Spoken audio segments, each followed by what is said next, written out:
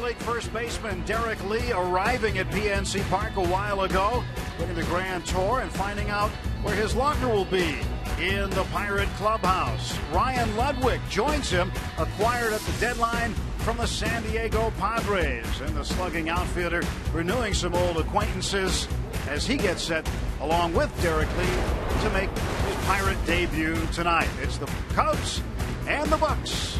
Game one of a four-game set. Hi, everybody, with Bob Walk. I'm Tim Neverett. Derek Lee, Ryan Ludwig, they're here ready to make their debuts. Yeah, hopefully they can really get off to a good start. It's a very important homestand for us.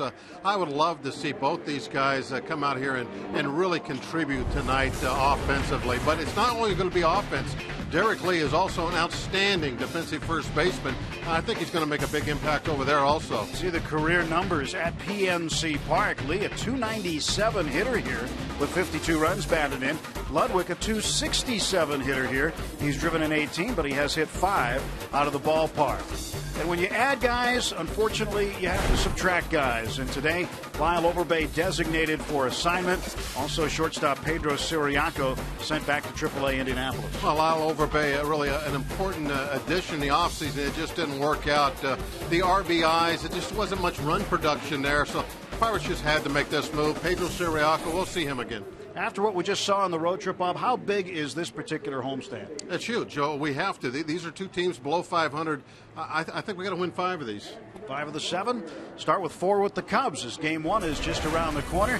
The pitching matchup featuring Paul Maholm and Carlos Zambrano. And Derek Lee taking his act to the field for the first time as a Pirate. And Ryan Ludwig hopes to help offensively as well.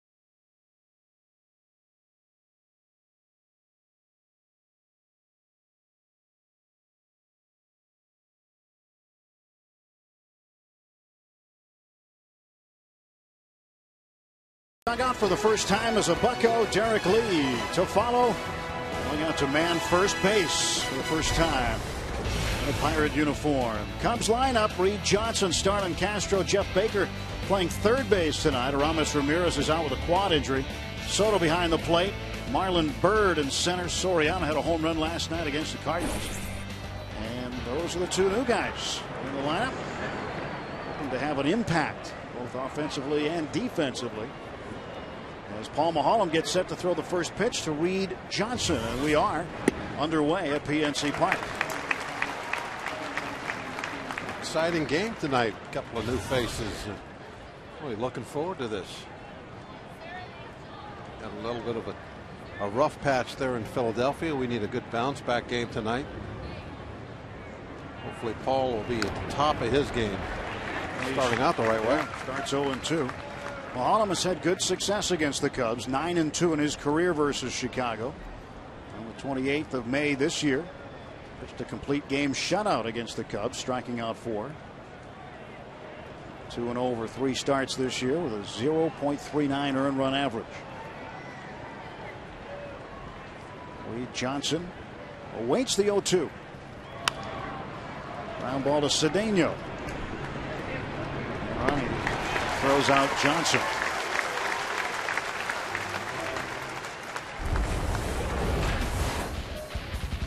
Paul Maholm 6-10, but the ERA is what tells the story. 3.16. Now, we have not scored him many runs at all year long. He's had some problems with the bullpen. When they do have a bad game, it seems to be his game. So you got to look at all the other stats that he has besides the wins and losses, and they're all in great shape. Young shortstop Starlin Castro. Ground ball up the middle and a base hit. He goes up there first ball swinging, finds himself aboard. Pirates defensively behind Maholm. Outfield looks a little different. Ryan Ludwig in left, McCutchen and Garrett Jones. Alvarez and Cedeno on the left side. Walker and Derek Lee on first base. McHenry catching. Tony La Russa said about Ryan Ludwig that he might be one of the best defensive outfielders that he's had in recent years in St. Louis. Last year traded from the Cardinals to the Padres at the deadline. A couple of guys that spent a long time in the Central Division. They've been here before. They know the nuances of the ballpark as it would really apply, I think, to Ludwig more than anything else, because that big left field is much different than many of the other ballparks you play in. 1-0 pitch, ground ball to short. Cedeno flips to Walker for 1, and that is a double play. Jeff Baker grounds into the twin kill, and Paul Maholm throws only 6 pitches to get the first 3 outs of the ball game.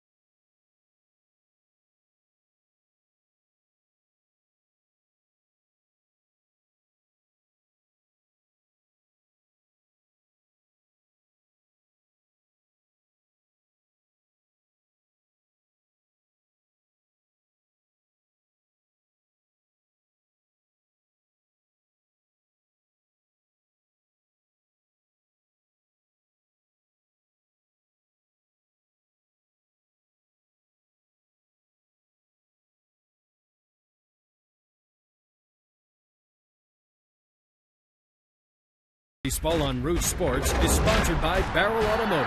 Barrel.com. Definitely worth the click. Let's go Bucks. Beautiful night in Pittsburgh on the shores of the Allegheny River. Pirates and Cubs getting set for Their first time to the plate against the Cubs tonight, Pirates, as Andrew McCutchen moves into that leadoff spot.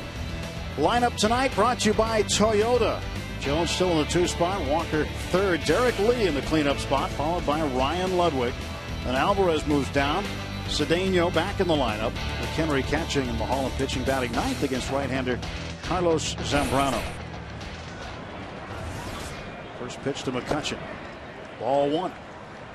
Zambrano coming off a couple of pretty good starts against the Brewers in Houston, where he gave up 2 earned runs in both those games, pitched 6 and 6 2/3. But if you go beyond that, back on the 16th, the Marlins knocked him around real well. Hopefully we'll be looking more to that type of ball game tonight. At the last 3. 8 earned runs in 4 2/3. Looked like he a little wild with 4 walks. Starts McCutchen 3-0. 30-year-old Carlos Zambrano has had good success at PNC Park in the past. 7-1 here. 15 career games, 13 of those starts. His ERA's been a little up though, 4.1. But still a 7-1 record here. And that comes back to fill up the count on McCutchen.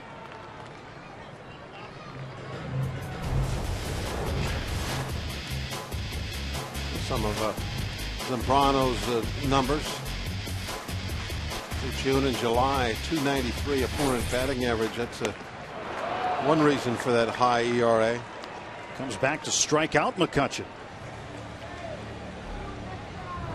It goes 3-0, and you can see the strike zone presented by Range Resources might have chased ball 4. But 3-0 came back for the strikeout.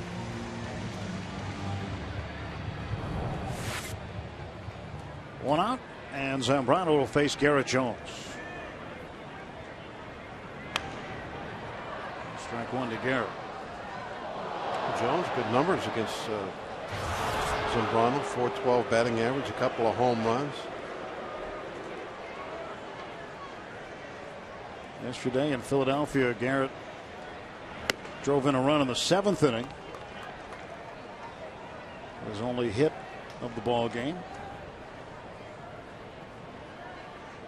That's the thing the Pirates trying to improve, getting hits and getting more and more of them. Thus the additions of Lee and Ludwig. And maybe that will be contagious. That's one of the axioms in baseball, that hitting is contagious. And Derek Lee, who has a reputation of being more of a second half guy, well, we're in the second half, and he's had a good start since the All-Star break with 3 home runs. When you look at Ludwig and his 64 RBIs playing in cavernous Petco Park, he immediately goes to the top of the RBI list, tying Neil Walker. Well, Walker leads the club with 64. Ludwig now up there with 64. And McCutchen behind both of them with 63. It definitely gives the lineup a total different look. Walker with Lee hitting behind him, going to see a different type of pitching that he's been looking at. Second straight hitter. Zambrano's forced a full count.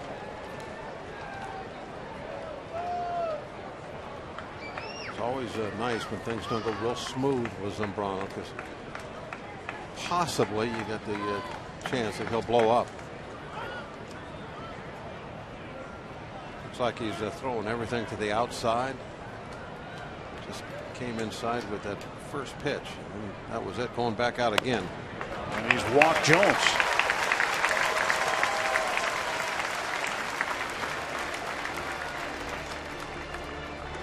A little over a year ago, Zambrano got into, I would say, a little more than an argument with his then teammate Derek Lee, who was out on deck. It was in an interleague game on the 25th of June against the White Sox. It was a tough first inning, and Lee and Zambrano got into it in the dugout. That's when Zambrano got suspended indefinitely, went to anger management. This one lifted well to the gap. Over to get it is Bird.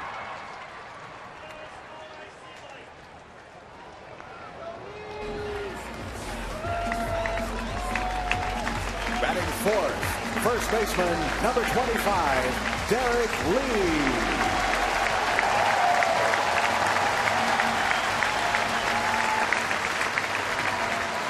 Nice to see. Nice welcome.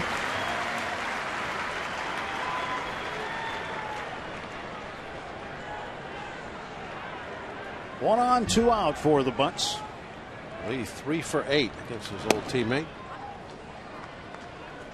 Lee before the game said he had a chance to visit with Zambrano, even though they had their differences last season. They have patched him up, had a good talk with him in the outfield. I've seen a lot of arguments and scuffles, fights, things like that between teammates over the years. It's not uncommon to see anything like that, and it usually lasts about a day, 24 hours. Lee pops it up, fouling out of play. Things like that always blow over.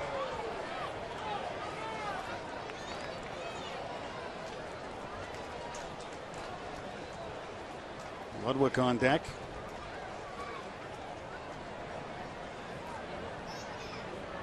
One ball, two strikes, two down. And Lee fouls it back.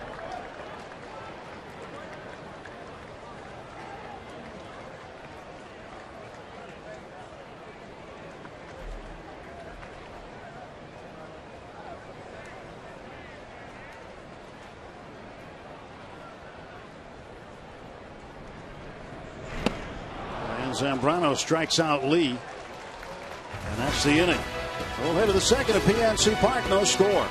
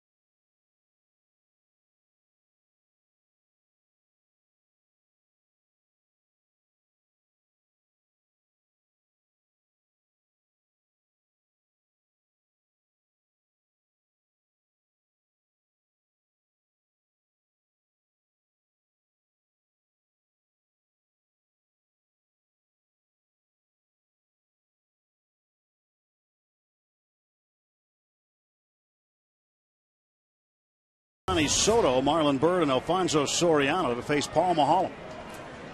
Nice start for Maholm, just 6 pitches, and then inducing the double play ball by Jeff Baker.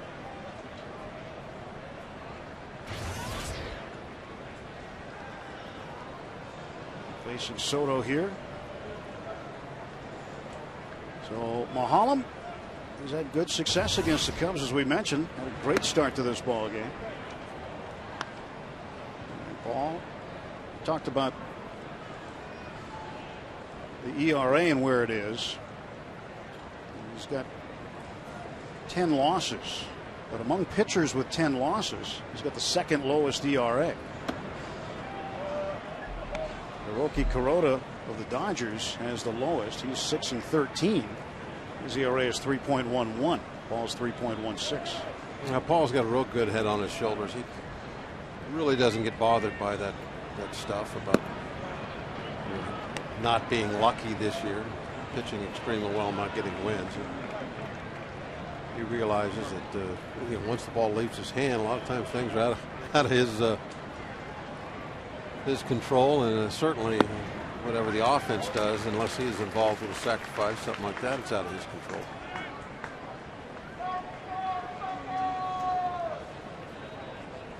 Three and one to Soto.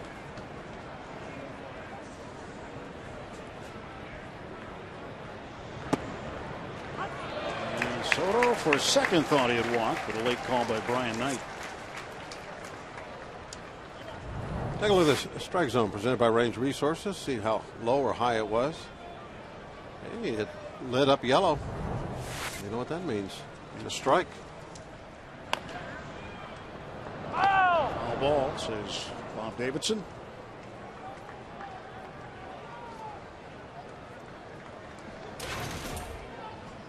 Well, that's not Bob Davidson. We were told just before the game they changed the umpire rotation. Bob's out at second, so they kept the original.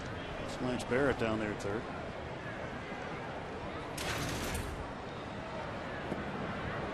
Brian Knight behind the plate.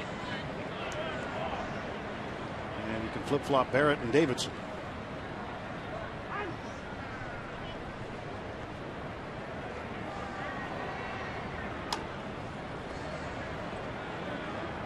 Three and two to Soto. First batter in the top of the second. And he walked it. Not by much. That had to be close. Take a look. Yeah, I think it was real close. That should have been strike three. Caught the bottom of the strike zone. It looked like, as far as up and down, it was identical when the Fort caught it. That should have been a strike, just like the other one. Didn't get the call this time.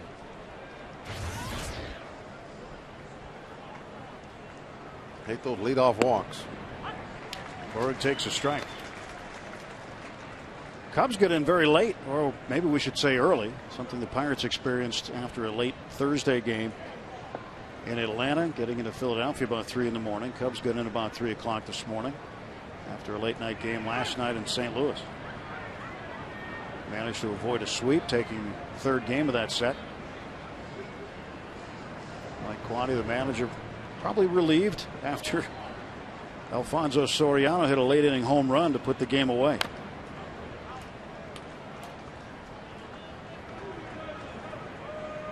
Lance Berkman with the Cardinals was back in the lineup yesterday. He might be relieved that most of his team is still intact. Yeah, there was some thought that the Cubs might make some maneuvers. Being sellers perhaps at the deadline, but really wasn't the case very much. Kosuke Fukudome going to Cleveland.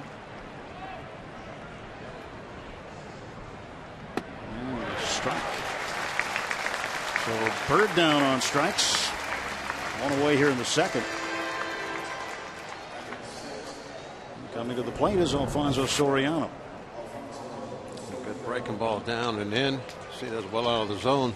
Look at the strike zone presented by Range Resources. Soriano, very dangerous hitter, even though the batting average not very high. You make a mistake, he can hit that home run, give you that instant offense. Be a wild swinger at times, and sometimes he's very patient. A guy that's tough to figure out.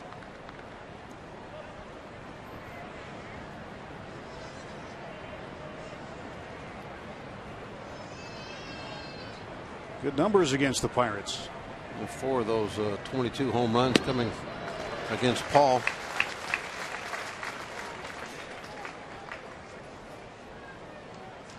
Ball and a strike to Soriano, left fielder for the Cubs.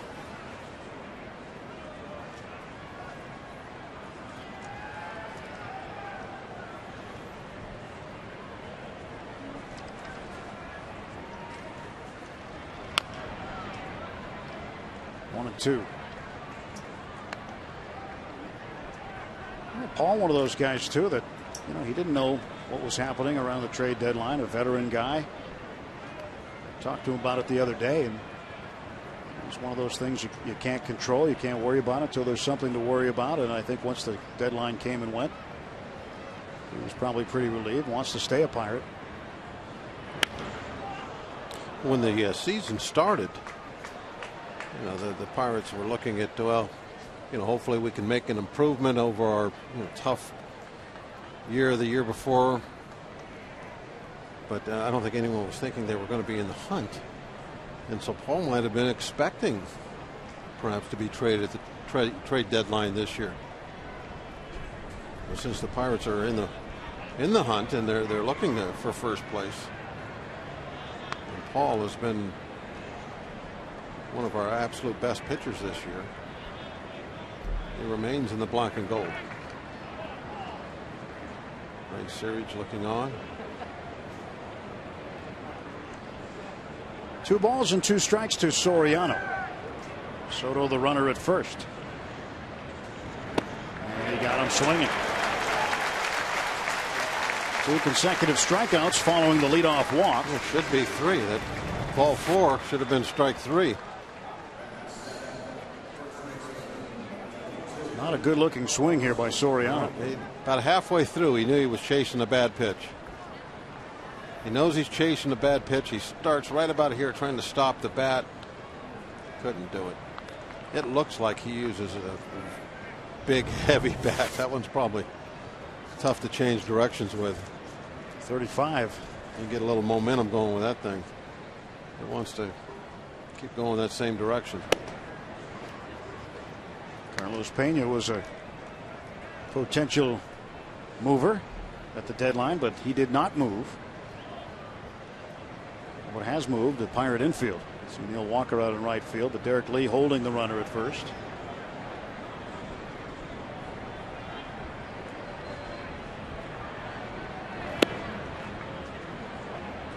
Two and 0.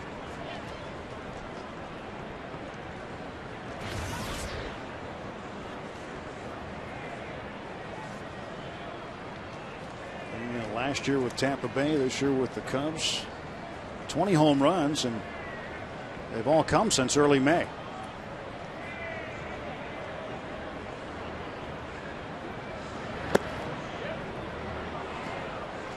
He's a hitter that's very similar to Soriano. You make your pitches, you're going to get him out. Doesn't ever have a real high batting average, strikes out a lot, but boy, if you make a mistake, he'll hurt you again with that home run. Instant offense. Likes to pull.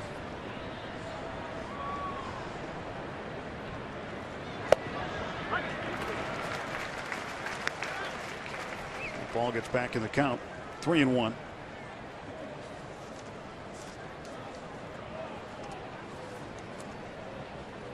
Not a big batting average for Pena at 220, considering the number of RBIs he's driven in, 52, and the 20 home runs.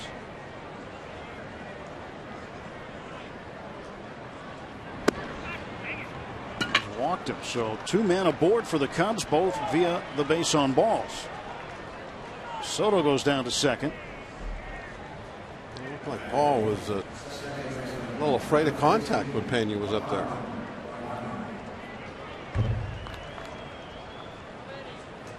Look at the strike zone presented by Range Resources. It was all outside.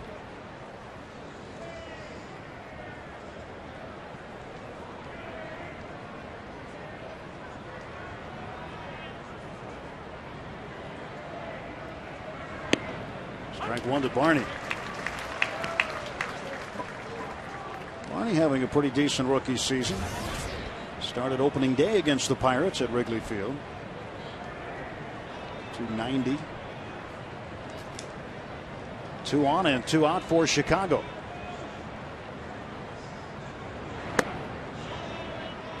Now it's 1-1 to Barney.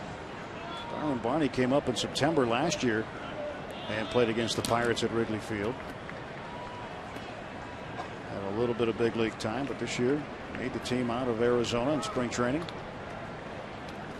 Found himself in the starting lineup for the opener.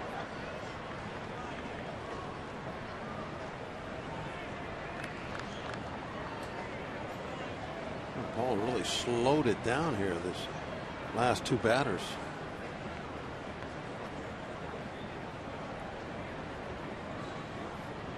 He really got out of his groove, out of his rhythm when Pena got up there. Barney drills this one foul.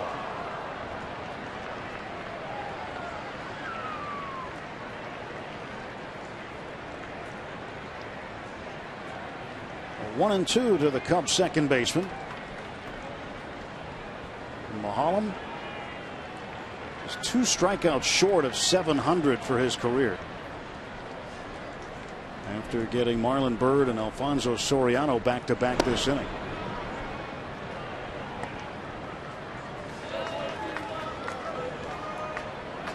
Mulholland has been going lately in terms of the strikeout.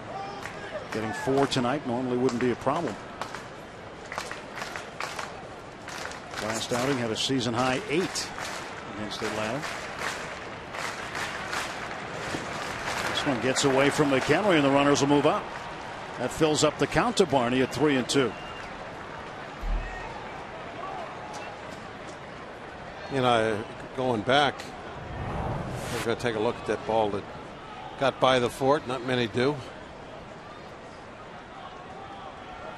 There you see it in slow-mo. That ball didn't really hit that far out in front. That's one that McHenry will block probably 19 out of 20 times.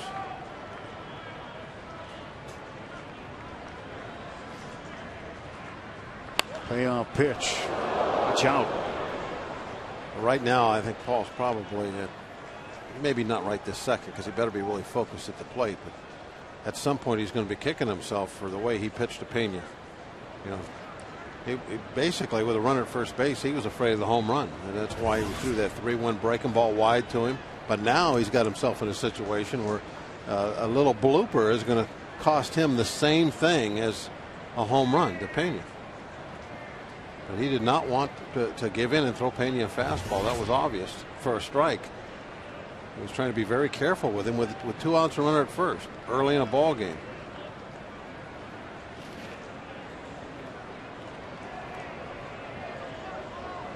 Again, the 3-2. And Barney pops it up. This will be a tough play, but Jones is going to get under it. And the Cubs strand 2 to an inning and a half at PNC Park. No score. The Cubs and the Pirates.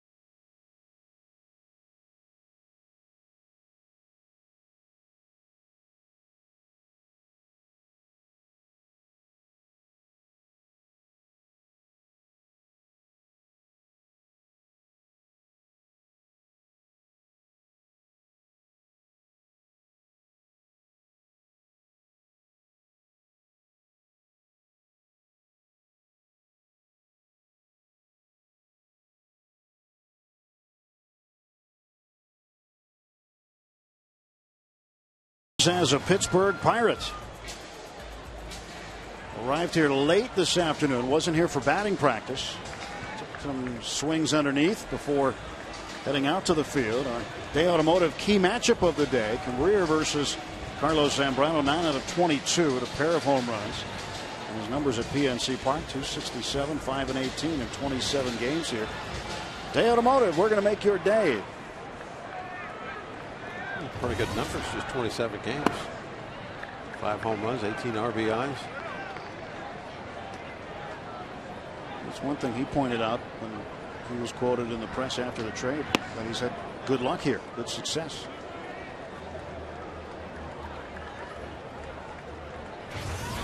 sure he's glad to have escaped Petco. Can't think of many hitters that have enjoyed their time there.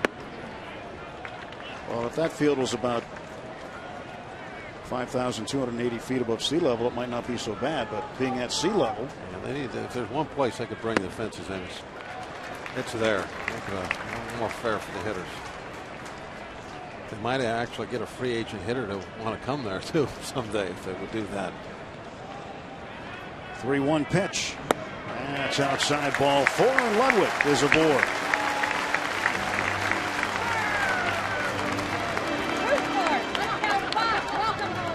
Definitely dressed for the occasion.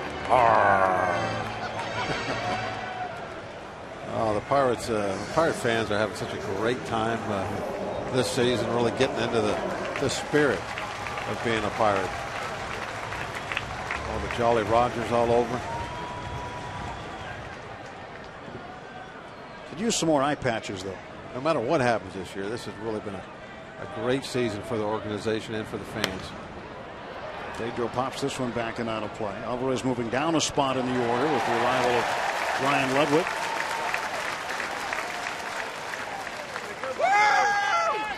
How about all the youngsters that have been coming to the ballpark this year? Just all over the place.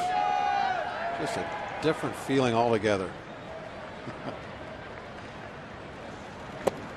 What I liked about that little girl's sign was she colored the background yellow. She didn't have a yellow poster card. It was colored with crayon, it looked like. Took a little work to do that one.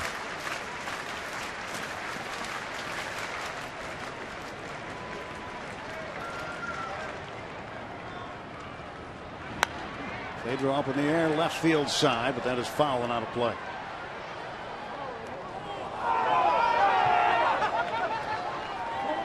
The scramble is on.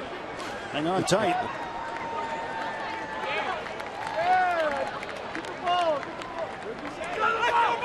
How about our RF camera guy, Terry Kissel? Right place, right time for him. That's good timing. That ball came down almost on his head. 2-2 now to Pedro. It'll be interesting to see the way things shake out with Pedro this year. I think it's great to have him be able to play next to Lee, and somebody that's been just a masher for so many years. Down to first. Castro back to first. 3-6-3 in the double play, or 3-6-1 rather, with Zambrano covering. And see the way Castro gets out of the way at second base. He was taken out by Matt Holliday in the St. Louis series. Don't think he's forgotten that.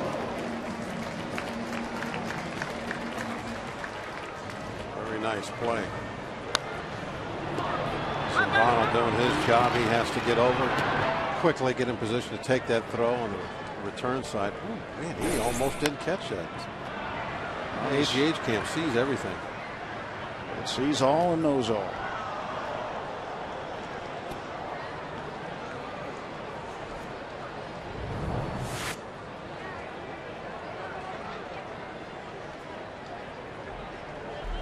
Very athletic play.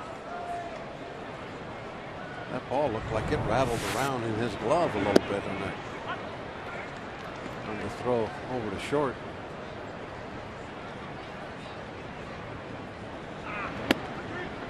Cedeno takes strike 3. We're through 2 full. Still scoreless at PNC Park.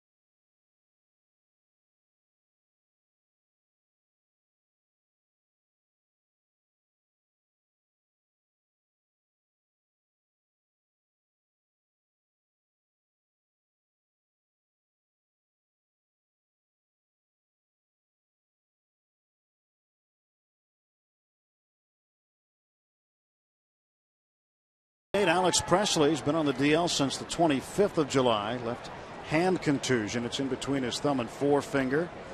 And a little nerve issue in there as well. Could return on the 7th of August. Talked to him yesterday. He's feeling much better and hoping to get back in the lineup pretty soon. Carlos Zambrano takes high and away for ball one. 1 ball and no strikes.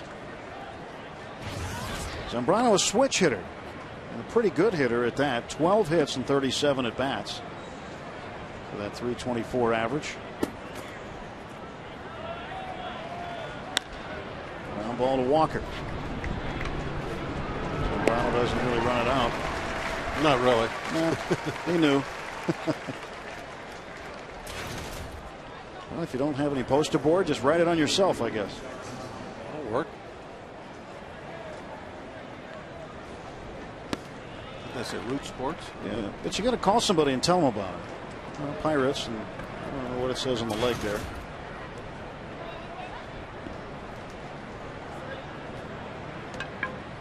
Back to the top of the order, Reed Johnson. He grounded out to Cedeno in the first.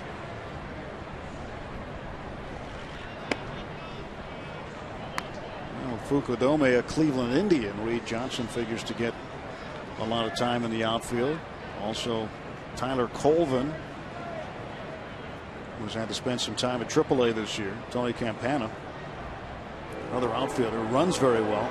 On the bench tonight for Mike Quade. That one got a piece of it. So Paul issues his third free pass, this time hitting a man. He's made it a habit to go inside on right-handers this year, and this will happen every now and then when it's your style. Got him on the toe.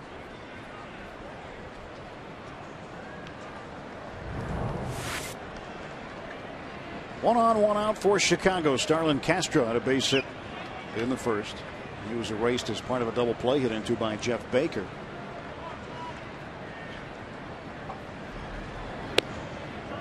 Again inside, but too far for ball one.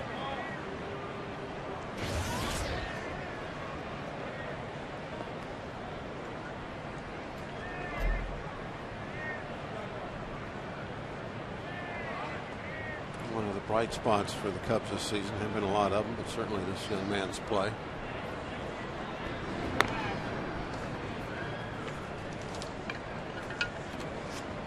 Rough year. A lot of expectations of the Cubs were not met.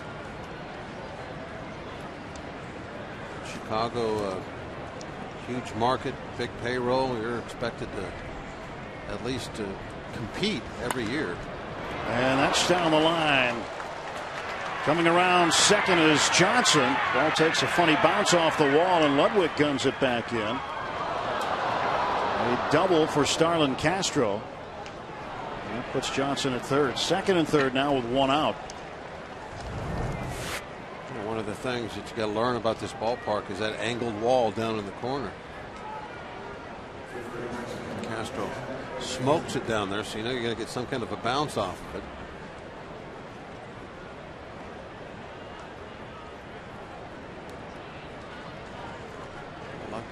Ludwig does have a strong arm. Throw came in a little high, a little hot.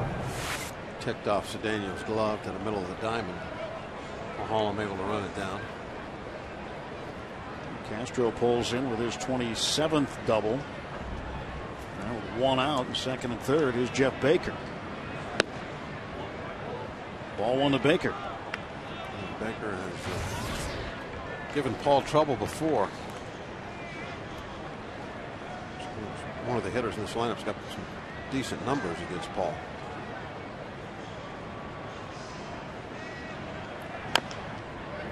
Oh and 2, 1 and 1 rather. Beg your pardon.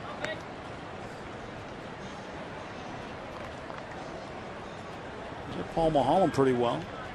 18 at bats, 7 hits.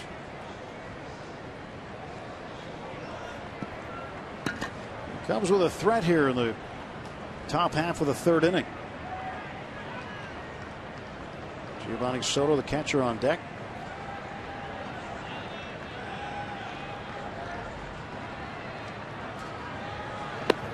Baker takes a strike, 1 and 2. Borderline inside. Paul might have got a call on that one. Take a look at the strike zone presented by Range Resources. Yes, indeed, he got a call on that one.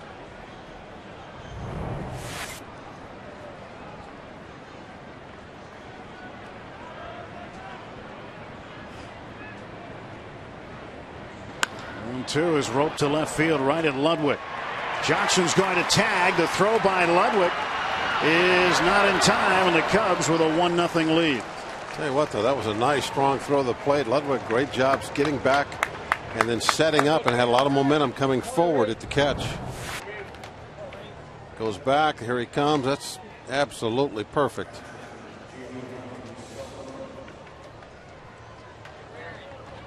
Reed Johnson just a little too quick, and that ball a little too deep.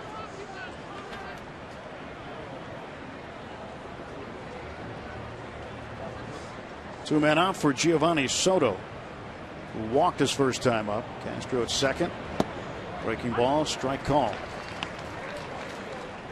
Love to drop that curveball in for strike one. It kind of opens up a lot of options for you, or different ways you can go with the hitter now. Puts him in a real defensive position immediately.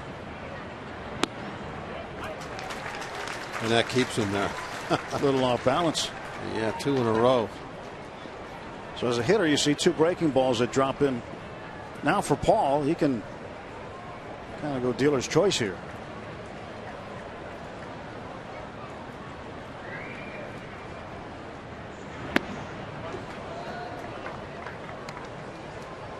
Just with that one low, 1-2. He hasn't seen that fastball in yet. Paul might be keep that in his back pocket. Oh, here it is. And he got it. So Mulholland with his third strikeout, strikeout number 699 for his career.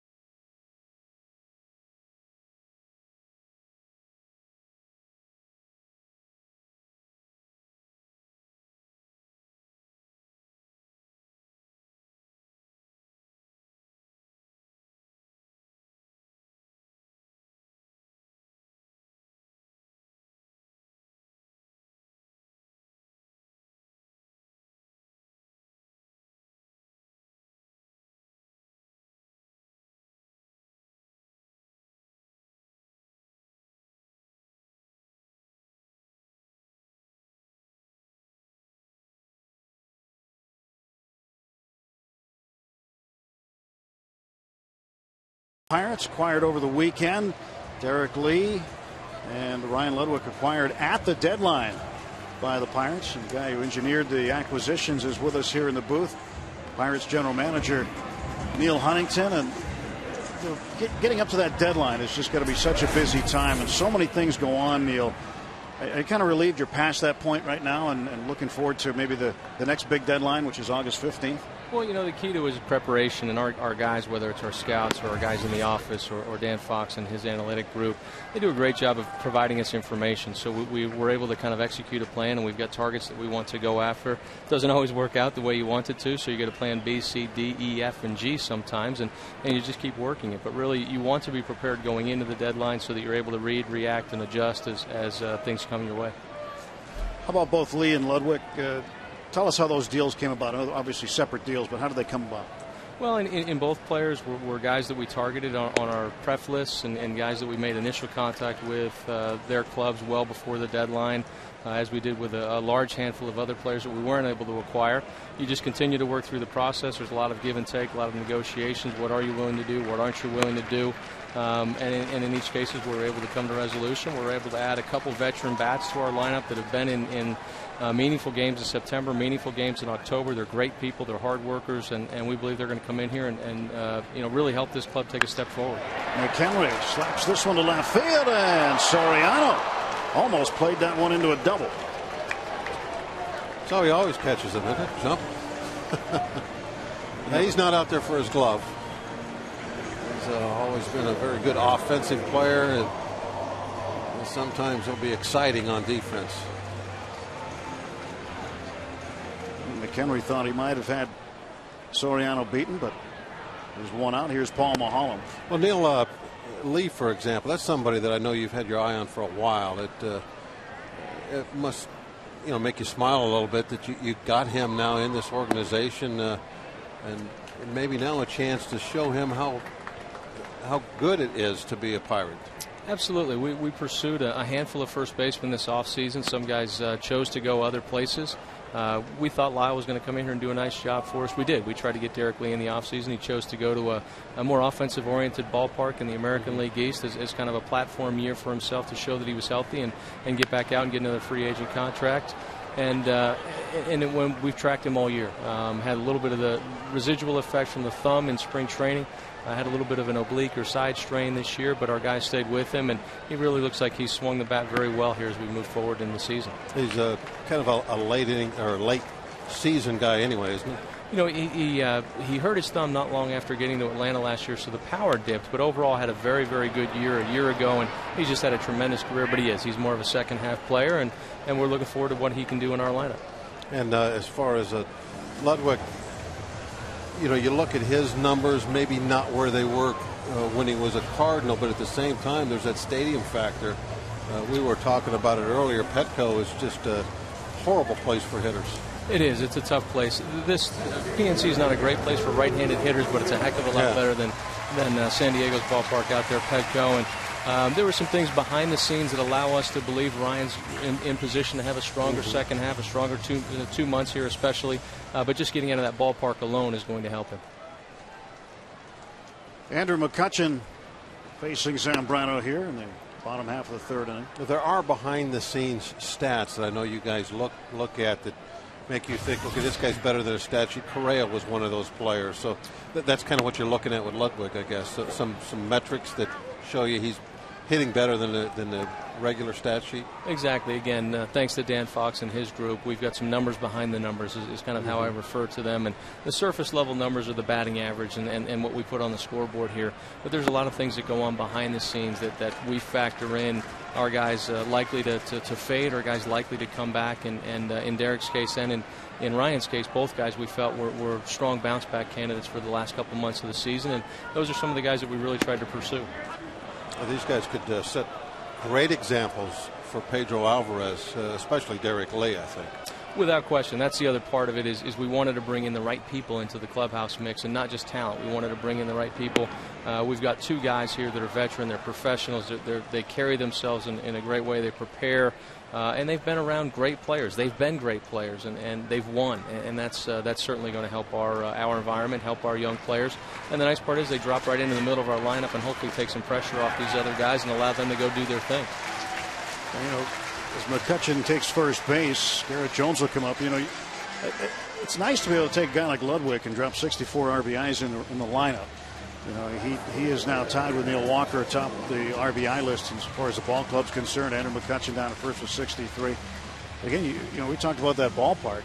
You take maybe that Petco Park factor out of it, and what might he project in terms of RBIs right now? Maybe 70 or better? Well, especially if we start to get some runners on in front of him, we get Andrew, or we get Alex Presley healthy with what he was doing, or Jose Tabata healthy with what he was doing. You put Ryan Domit in a shared time role with Michael McHenry. It's just going to thicken our offense and make us that much better. We've got some pitchers that we're getting healthy with Ross Ohlendorf. Brad Lincoln's just a phone call away. Evan Meek isn't too far away. The other part that's encouraging for us is we start getting some guys healthy, we're going to get stronger. And the other thing, too, that's just the non-waiver trading deadline. Guys are on waivers now. There's still a possibility for all kinds of clubs to make moves right now. Anything in the plans? Anything in the works, you think? Well, we'll see as the waiver wire comes through. We'd absolutely love to continue to add, whether it's pitching depth, whether it's a utility infielder, whether it's another something that can make us better. No offense to the guys that we have here. They've done a great job to get us to this point, but we're always going to look for upgrades. We're always going to look for ways we can improve ourselves, improve our depth, and we'll continue to scour the waiver wire as guys come across. The nice part about the National League is with where we are right now, we're one of the first claiming teams in the National League, so we're going to have an opportunity to claim some guys in the National League. The American League, those guys have to go through all of the American League teams to get to us, so the chances of, in this day and age, there's a lot of claims to block players from getting the playoff caliber teams. But as we focus on the National League, worst record to best record, we're one of the first playoff teams. Cincinnati beating us a little bit right now in terms of the claim. We'll aggressively pursue that process and see if we can add something else. 2 strikes on Garrett Jones, 2 down, and McCutchen the runner at first. That was Zambrano. Any minor league names that could say finish strong this next month and be in the picture to really help this club in a pennant drive that we should be looking at? Besides, I know you mentioned Lincoln a while ago. Brad Lincoln is the obvious one. Rudy Owens has really begun to throw the ball better. Justin Wilson has had his time. Garrett Olson is an option as a left-handed piece out of the bullpen. Brian Burris has continued to throw the ball pretty well. Gorkis Hernandez has really come on and can play defense with anybody in the big leagues right now, and he's really swung the bat better. He's been more productive offensively, more consistent offensive approach that should play up here. There goes McCutchen, and pulled foul and out of play by Jones. But truth of the matter, Bob, most of those guys have already come up here, whether it's a Josh Harrison's or the Chase Darno's or some of the other pieces of the puzzle. But it's amazing how this team has overcome injuries this year. Oh, it really Incredible. is. It really is. I mean, the Tim Woods and he's probably going to get a chance to help us at some point. And there's other bullpen pieces. We get Chris LaRue healthy again. He's going to help us. But the number of guys that we've already had come up and make an impact for us is it's a tribute to our pro scouts. It's a tribute to our amateur scouts, and it's a tribute to what we've got going on in player development. That maybe guys haven't come up and blown the world away, but they've come up and kept us going, and they've come up and done a nice job and held their own, and they've gotten some great experience, and they're going to be better for it as we continue to go down the road. Well, full count on Jones here with 2 outs. So look for McCutchen to run as Carlos Zambrano gets a sign from Soto, and Jones wants timeout. So now let's get the draft pick signed in 2 weeks, and then in a month the rosters expand. All kinds of stuff going on. We're just on to the next part of the cycle, whether it's the waiver claims and then the signing deadline, which will remain optimistic and moving forward, and just keep working. Neil, thanks. Good job. Thanks, guys. All right, Pirates general manager Neil Huntington joining us. 1-0 Cubs after 3 full.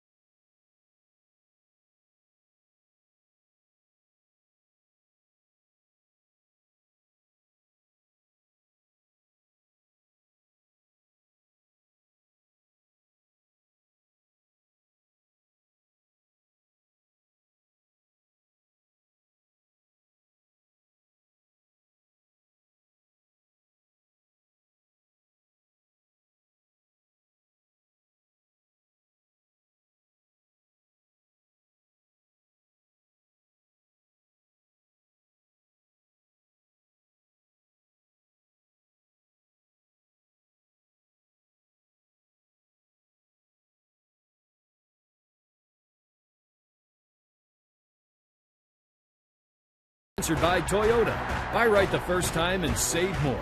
Visit your local Toyota dealer for details. And by AT&T. Let's go Bucks. Back here at PNC Park, 1-0 Chicago. Derek Lee, first day on the job with the Pirates. Ryan Ludwig. Ludwig was able to reach base, was retired as part of a double play after he walked in the second. And now Mahalo facing Marlon Byrd and delivers strike one. He got Byrd to strike out in the second.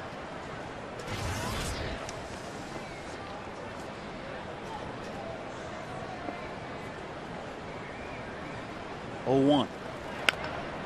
It's 0-2. Byrd finds himself behind.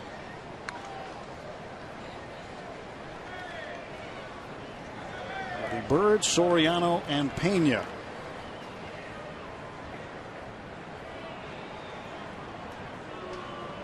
Left-hander Paul Maholm set to deal 0-2.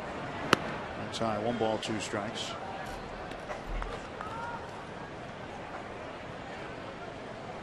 Oh, look at the lucky charms around the neck. Trying to figure out what those were. Is there a skull down at the bottom? Oh, I'm sure it is. Fear the bones.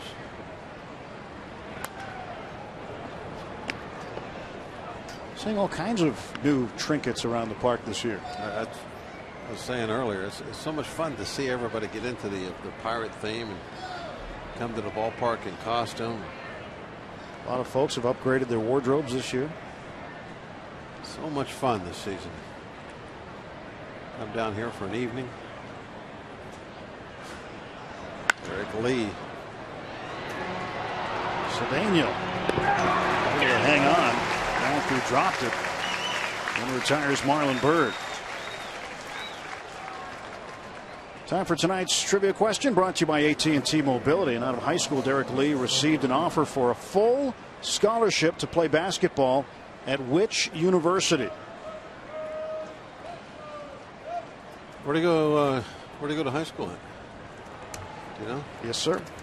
Well, give me a hint. Well, I know it was. I know the answer. I don't want to just blurt it out. Well, what part of the country? I know that. I'm going to make a guess. East.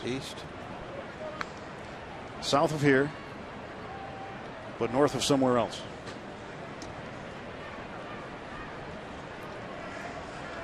Well, I'll say North Carolina then. You're right. You're not supposed to give the answer. Well, I know, but it's an interesting story about Derek Lee. The fact that he was so athletic. He's 6'5". Dean Smith, the head coach, thought he had such good athletic ability. I wanted to sign him, and this was after a national championship season. But he elected to take the money from the Padres instead. And it worked out all right. Professional career. Yes. Did okay.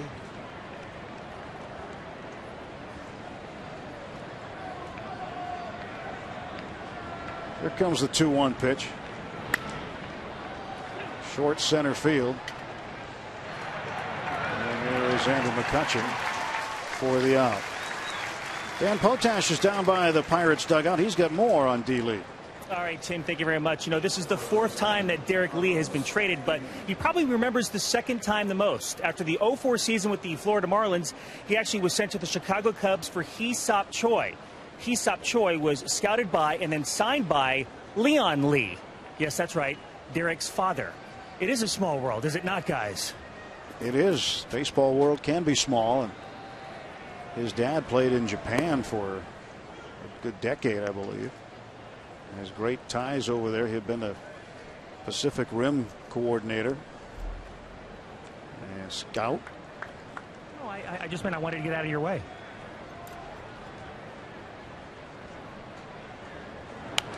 One of those fouled back by Carlos Pena. 2 men out in the Cubs 4th. It sometimes can be a small world in baseball, that's for sure. Kinds of connections that you hear about sometimes and you go, wow, that's odd.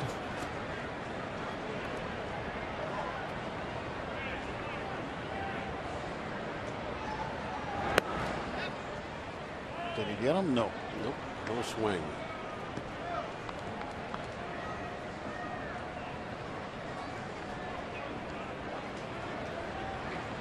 He did not want to go after Pena that last at bat. Remember, and it opened up a little can of worms for him. Got him in a tough situation. Remember, 3-1 breaking ball walked him. Garrett Jones going back for it. Andrew McCutchen will call for it. He's got it. Paul Maholm retires the Cubs in order in the fourth.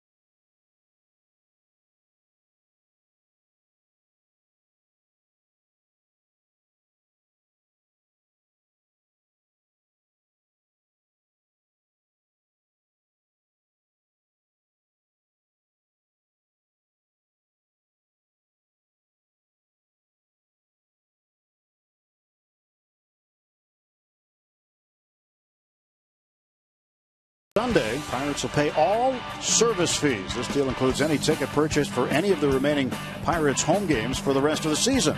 Don't miss out on great promotions, key divisional matchups, fireworks, and more. For tickets, visit Pirates.com. Neil Walker starts the bottom half of the fourth inning. 1-0 Cubs. What we need to try next time Paul Maholm pitches is not when the lineup's posted down in the clubhouse, don't put Paul's name at the bottom of it. Why not? Don't let the hitters know he's pitching tonight. Our hitters. They come from the western part of Canada to root for the Pirates.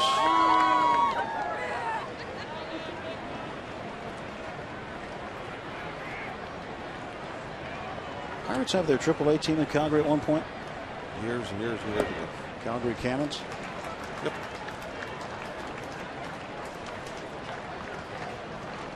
It's a long ride if you call somebody up. Not as long as Hawaii, though. No, that's a long ride.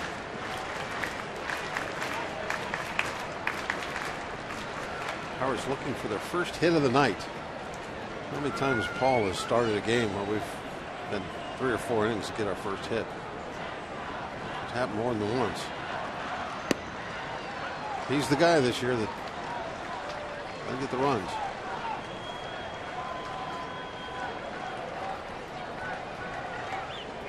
Two balls, 2 strikes to Walker.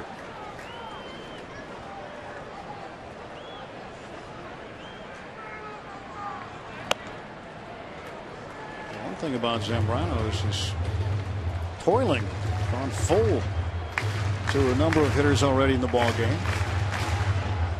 61 pitches.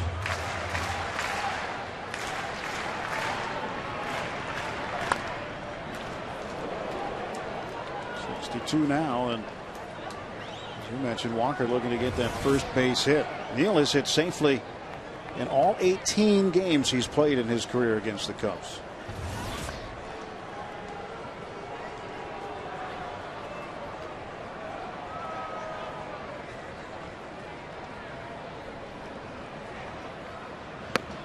He struck him out.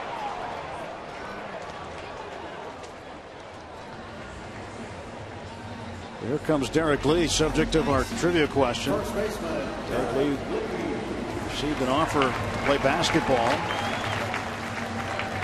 at University of North Carolina. He did go to high school for his senior year in Sacramento, California.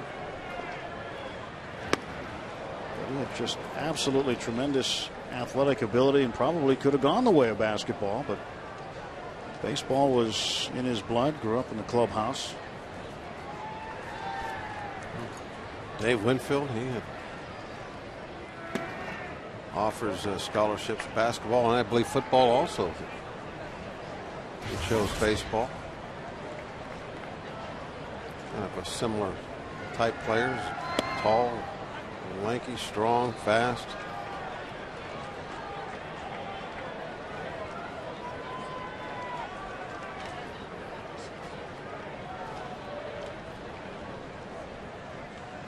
And Lee fouls this one out of play.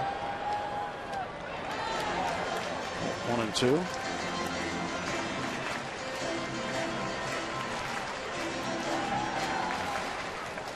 Likes it inside, looks like, huh? And down.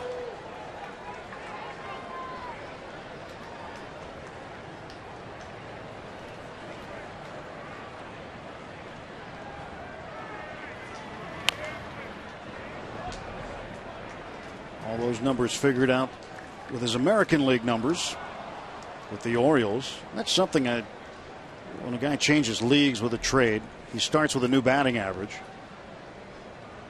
Where if you get traded within your own league, your numbers stay the same. And Lee hammers one deep to left field. Welcome to Pittsburgh, Derek Lee.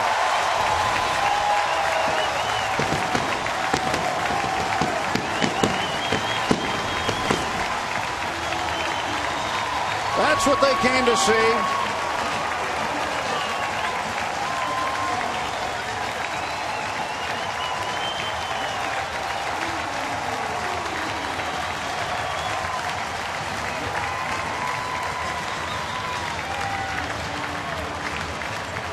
Home run number 1 is a bucko. His 13th of the year combined with his 12 with the Orioles.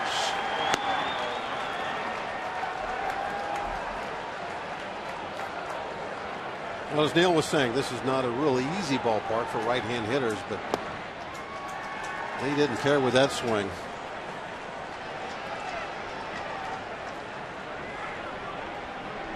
You know, it's not like you come here as a right-hand hitter, you can't do anything. Jason Bay had several fine years, obviously, as a right-hand hitter in this ballpark.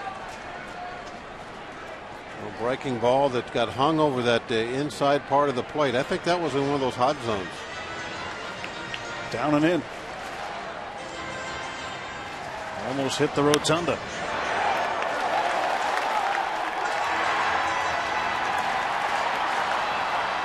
Thirteenth home run Zambrano's given up. Zambrano tapping his chest, kind of taking responsibility for that. What you should. You threw it. It is you. It's always on you. Never matters who called for the pitch, whether you shook or the pitch was called for by the catcher. You threw it. It's always on the pitcher. 2-2 to Ludwig. Ludwig reached in his first plate appearance with a walk in the second inning. That's a good way to get the fans on your side when you come over to a new team.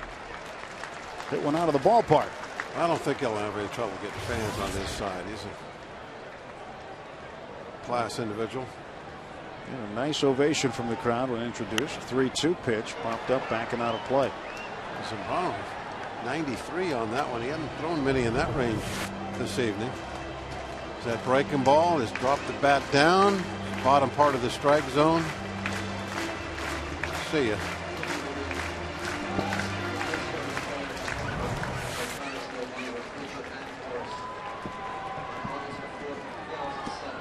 August 4th, 2007 was the last time a Pirate player homered in his Pirate debut.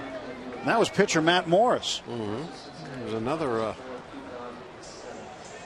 think, a trading deadline guy.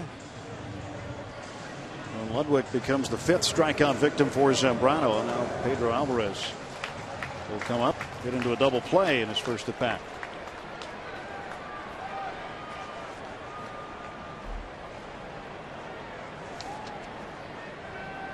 Pedro homered on Saturday night in Philadelphia, and he drives one into center field. That's a base hit.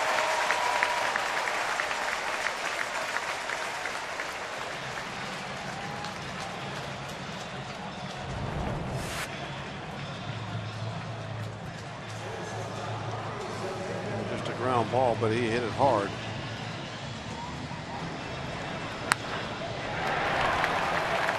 Brown's throwing some knee-high pitches this inning, but a couple of them had hit pretty good. That hard hit single, and of course the home run was knee high.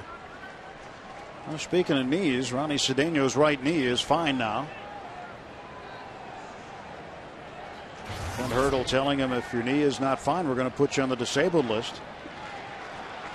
Stemming from that collision he had with Xavier Paul in Atlanta. He goes up the middle for a single. Back-to-back singles, 3rd hit of the inning, and now the go-ahead run in scoring position at second. Pedro Alvarez there. Another knee-high pitch. This one not hit all that hard, just well placed right back over the mound. Marlon Byrd quickly on that ball. A little short to the ball that time. Compact.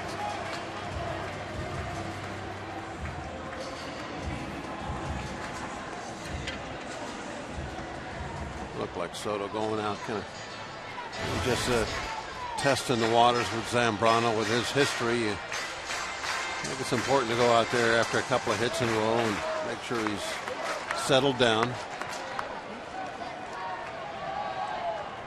More artwork around the park.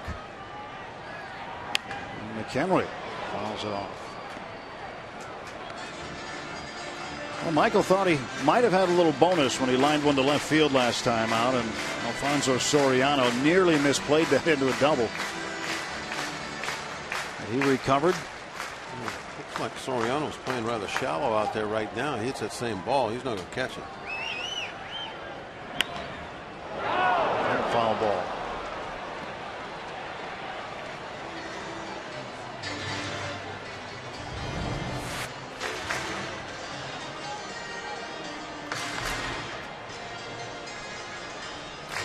Scoop. They might have the best ball girls in baseball. Huh? They catch those grounders. Make all the plays. Pickoff attempt. And Alvarez is picked off. Zambrano picks off Alvarez to end the inning, but the Pirates tie it when Derek Lee, impressing his new employer and new fans as he goes deep to left field.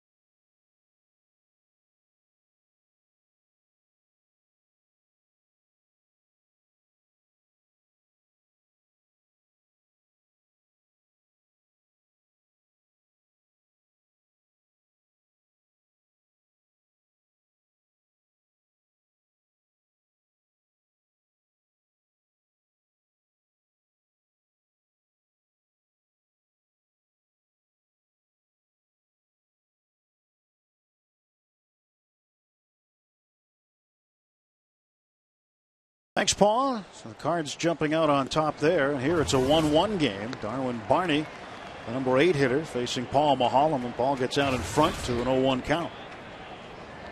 Barney flied to right his first time up.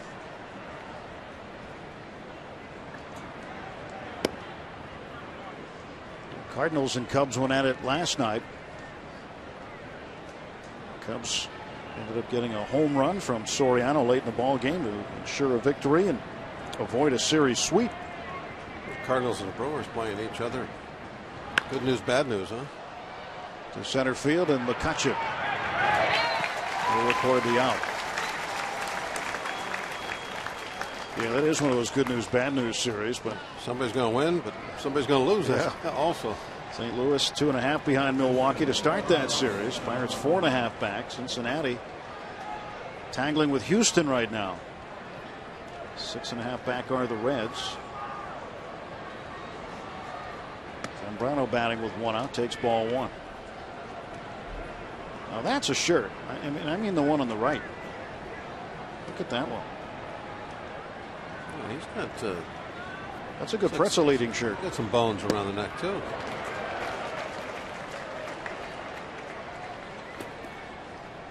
Have to get something we can wear during the opens. Pirate bones. I've been trying to talk you into doing it with an eye patch on, but we haven't done that yet. Those bright lights sometimes we'll use both of them. 1-2. Zambrano fouls that one down the third base side. So when we're doing one of those out on the street, I'll wear one then. You know how I am in the sun. Like a mole.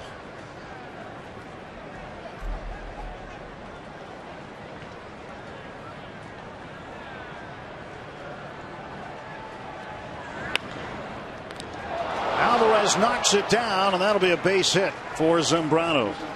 His 13th hit of the season. And it comes with a man aboard with 1 out. And he really hit this ball hard. One hopper. It went right into, looked like Alvarez's glove, just wouldn't stick in there. Just would not stick.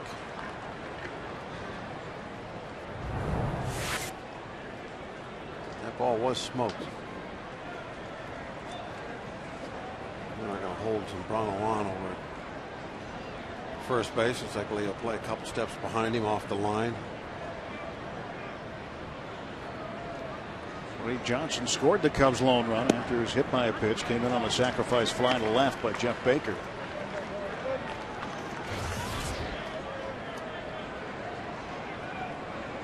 Reed Johnson stands about as far forward in the box as you'll see anybody.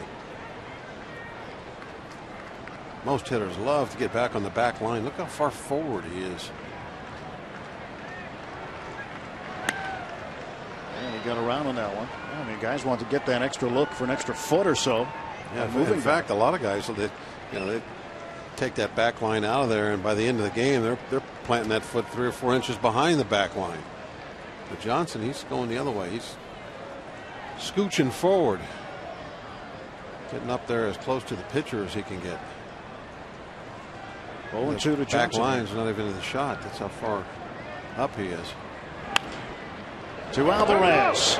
He goes to Walker for 1 around the horn. Double play. Second double play for the Pirates tonight. Pedro starts the 5-4-3 inning ender.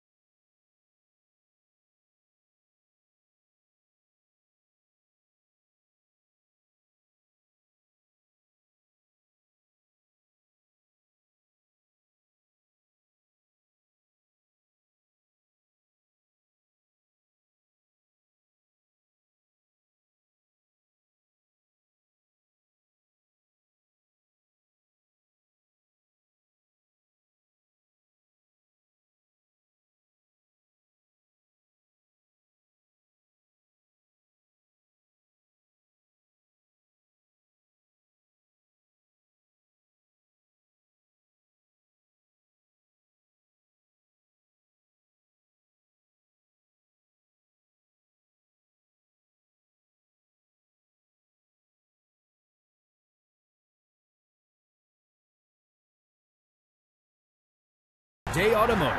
We're going to make your day. Let's go Bucks.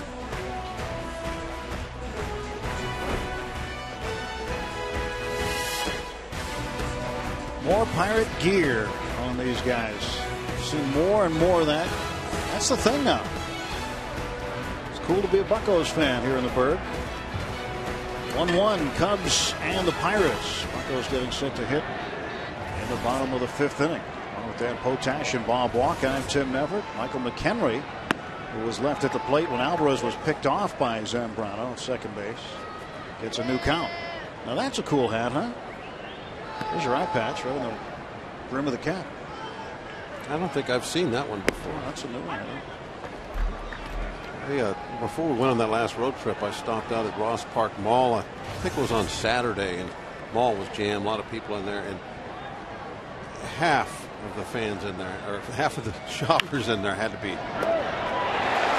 That's going to be a base hit for the 4th. Very nice. Another ball that it looked like it got in his glove. This one not hit nearly as hard as that one Zambrano hit down there, but still looked like Baker got the glove on it, but it wouldn't stick in the pocket. And in fact, it never got in the pocket. Got that one up on the heel. See that on that first replay. Definitely see it on this one. Watch it. The ball comes up and right in the heel. It's not going to stick there. Holland squared, and the pitch thrown by Zambrano. Yeah, at least half the people had black and gold Pirate gear on, hats, shirts, everything. It was an amazing sight.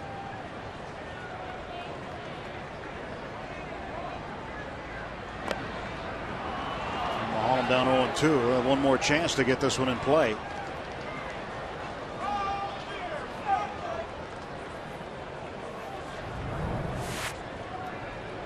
I recall, Paul hasn't been bunting very well lately. He has 4 sacrifices on the year. Really letting the ball come to the bat. Looks like he's trying to go after it too much. There we go. Zambrano will go to second. They don't get the double play, but Zambrano retires McHenry, and they get the lead runner. Well, got it down, but Zambrano, a good defensive play. The bunt was a little bit too close to the mound as far as direction, but it's still not a horrible bunt. Zambrano still had to come well on the grass. A good probably 15 feet or so onto the grass to make this defensive play.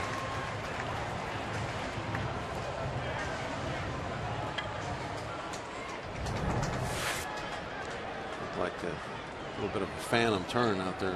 I was going to say, as long as you're in the neighborhood. Yeah.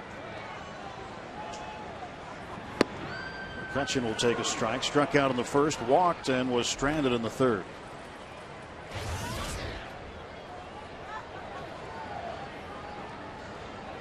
He's reached base in each of the last 25 games he's played against the Cubs.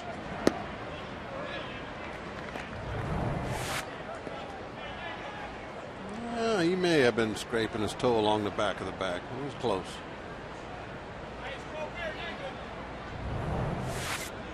Umpires will give him that, though. Yeah, nobody's going to argue every time. They'll give him more than that, as a matter of fact. 1 out, 2-1 on McCutcheon.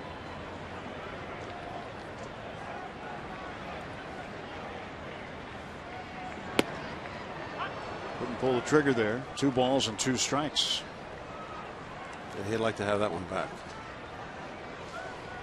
Might have been a pretty good breaking ball to take a run at.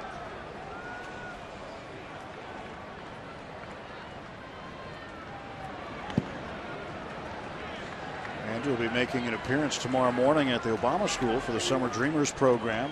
Second appearance in his series of programs this summer.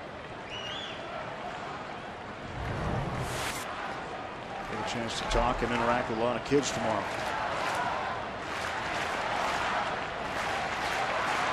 3-2 pitch. Hit up in the air to deep left center field. Ball is carrying, but not well enough as Bird tracks it down. To the notch.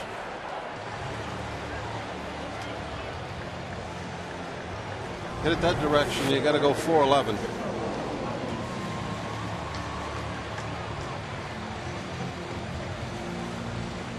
The bird just gliding over.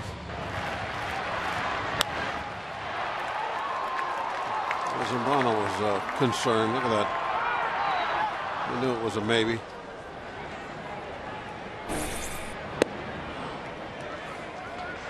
Garrett Jones 0 for 1 with a walk.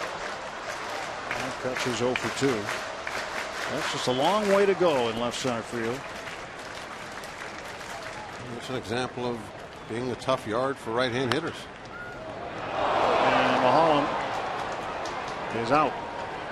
Inning over. That's it. So it'll be a base hit for Garrett Jones.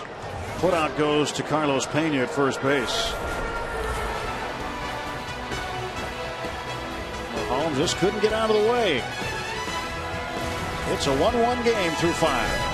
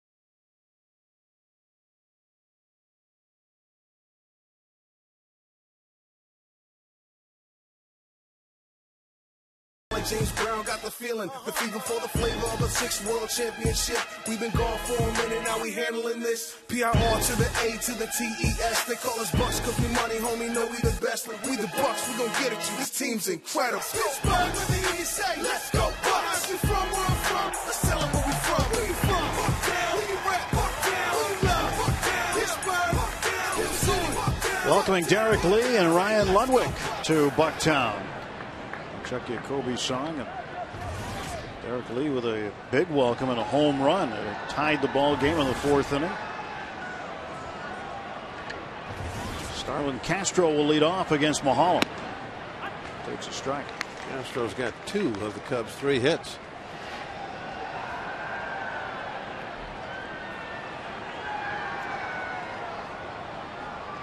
Single in the 1st and a double in the 3rd.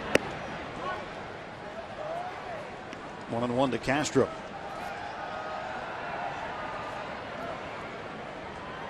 Castro certainly a good offensive player, hitting over 300.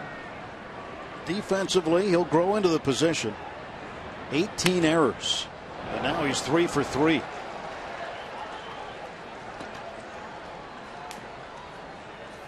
I'm going to watch the play here that ended last inning. Paul Mulholland with the lead off first base.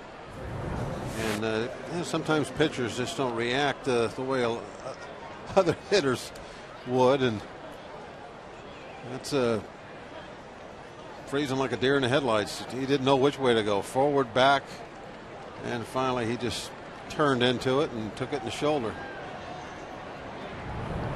Of course, that's he's a lefty. That's his pitching shoulder. You don't get hit there. Jeff Baker runs up the bunt. Strike 1.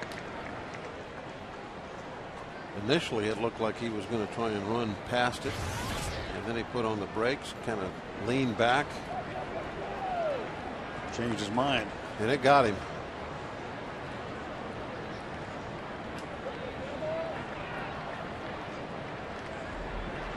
Oh, one coming to Baker. Holland throws to first. And Castro gets back. Well, Castro's been the big offensive performer for the Cubs with 3 of their 4 hits.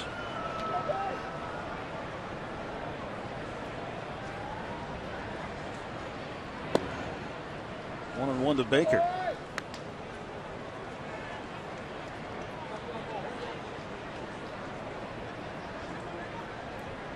Nice night here at PNC Park. 85 degrees at game time. It's Monday night, first of 4 straight night games against the Cubs. And the San Diego Padres are here for the weekend. 1-2 to Baker.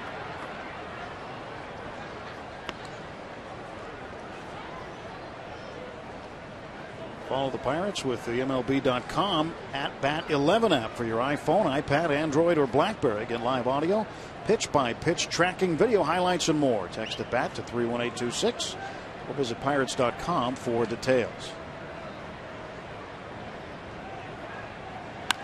And Baker past Cedeno into left field. And Castro, big turnaround second. And a base hit for Baker.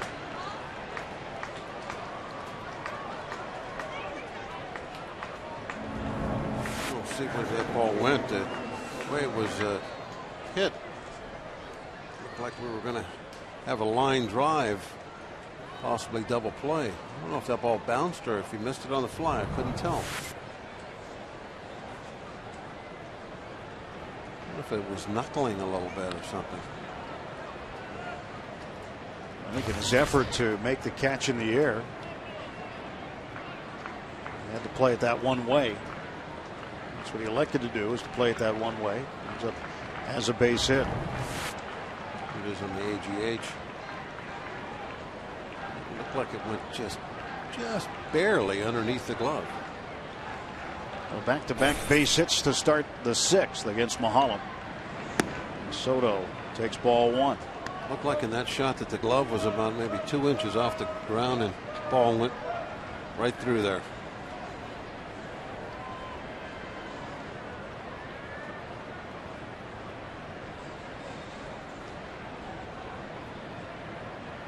We need a grounder at somebody.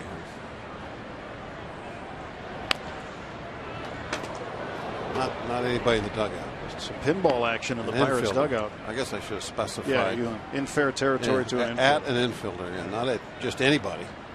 Like, Correa, for instance. We don't want to hit at him.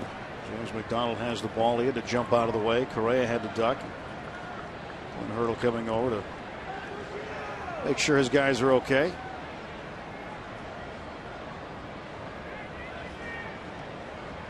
No throw, but Castro, like he was diving in a pool there. Well, Clint certainly keeps it light in the dugout, doesn't he? Mm-hmm. Should be.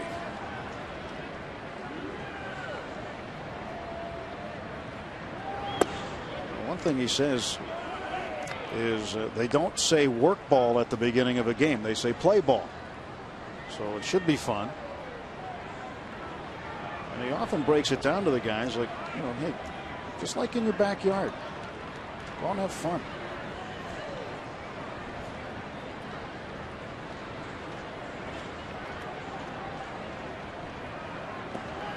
I'm concerned with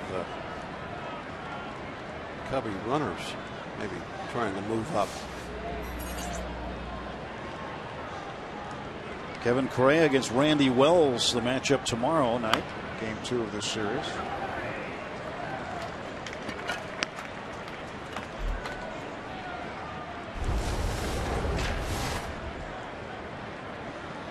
(12-8) for Correa. He'll go for his career high. He's equaled it with 12 wins. He'll try for the first time to be a 13-game winner tomorrow night against Randy Wells. Start with 6:30 here on Root Sports. Pirates pregame show. And this is to left, and Castro's going to come in. Ludwig grabs it, and the throw to third base is not in time. Almost got Baker, but Soto drives in the go-ahead run. It's 2-1 Chicago. Well, that was a pretty close play at third base.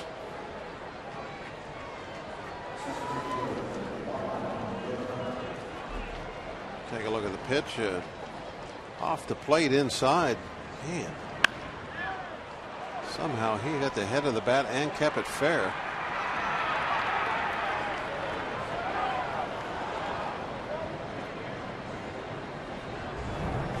Castro able to score easily on it, but the throw by Ludwig made it a little interesting anyway at the end. Pedro kind of off the bag. It looked like he went into like a cutoff position at the plate. And there definitely wasn't going to be a play at home. Pedro kind of got there, I think, a little late. If he'd have been straddling the bag the whole time, the play might have even been closer.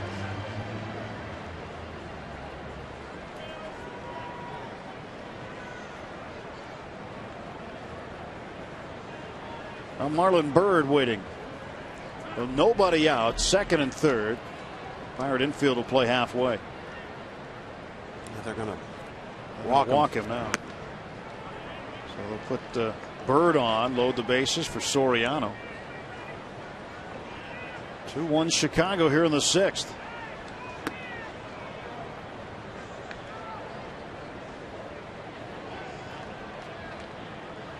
Soto, the runner at second base. He drove in Castro for the go-ahead run. Jason Grilli getting loose.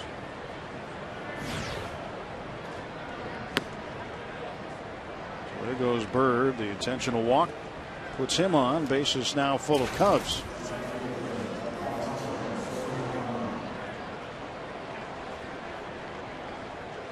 Well, got to find a way to get Soriano out.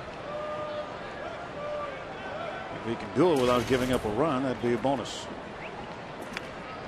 Pirate middle infielders will play for two. You're still in a situation where you would trade a run for 2 outs, just be 2 runs down. You still have 4 innings to hit in. But that's it. You got to draw the line there. And a ground ball to short. Cedeno to Walker for 1, and that is not a double play. Baker comes in to score. It's 3-1 Chicago. Yeah, 3 things. The ball was hit a little bit toward the hole. Second thing, one hit that hard, and I also thought Neil a little trouble with the turn. Didn't get out of his glove as clean as he needed to be, and all those added up to a safe call at first. The ball in the hole. Well, watching it the second time, it looked like Neil turned it fairly cleanly. Yeah, well, not a bad turn at all by Neil. Looked like it was Cedeno that had a hard time getting it out of his glove. And it did look like Ronnie took an extra split second to get that ball out of his glove, almost as though maybe he didn't have the right grip or a comfortable grip for him to throw it. Oh, watch out. Didn't have the right grip on that bat either. Pena losing his grip. You know, those cameras are expensive.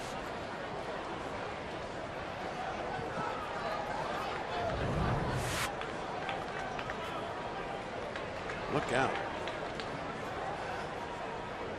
You break it, you buy it.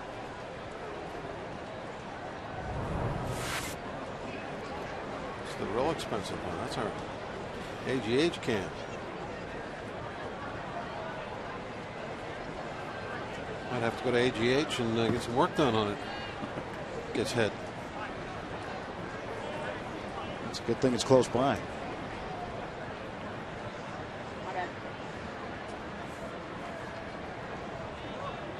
One out, first and third.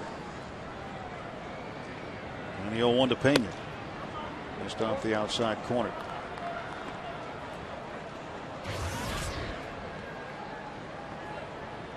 Pena's first home run this year didn't come until the 3rd of May. And he's had 20 cents.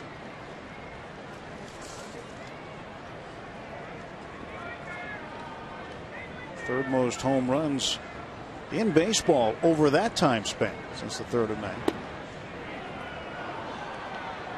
Jose Bautista of Toronto is 22. Mark Teixeira of the Yankees 22. And there's Pena, along with a number of other guys, including Curtis Granderson of the Yankees, Mike Stanton of the Marlins, Mark Reynolds of Baltimore, Matt Kemp of the Dodgers, all with 20 since the 3rd of May.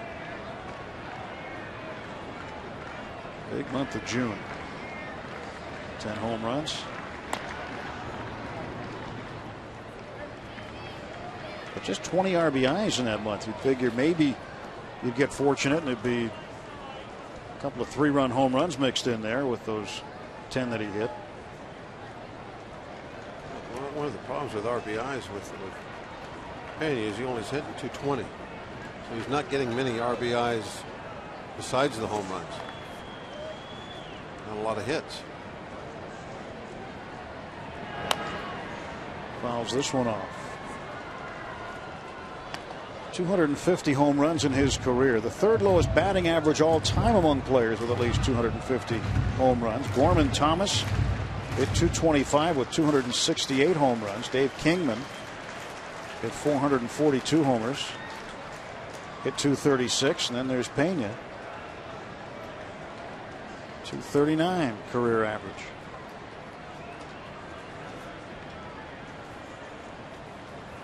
Two balls, 2 strikes, 1 out. Down the left field line, and on the run is Ludwig. He'll make the catch. Soto will tag and score. And the Cubs now have put a 3 spot up here in the 6th. That's 4-1. Definitely didn't want that last run to score. Soto's base hit. Really a big blow tonight. It goes all the way around and scores a crucial insurance run. Nice play by Ludwig. Fine arm again.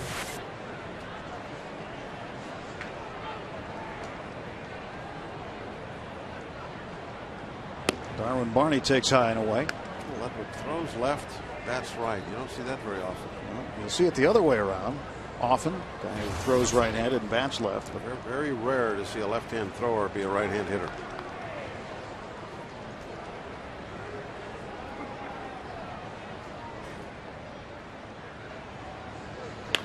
Down to 3rd. Alvarez to 2nd. They get the force of Soriano there. 3 runs come in the 6th.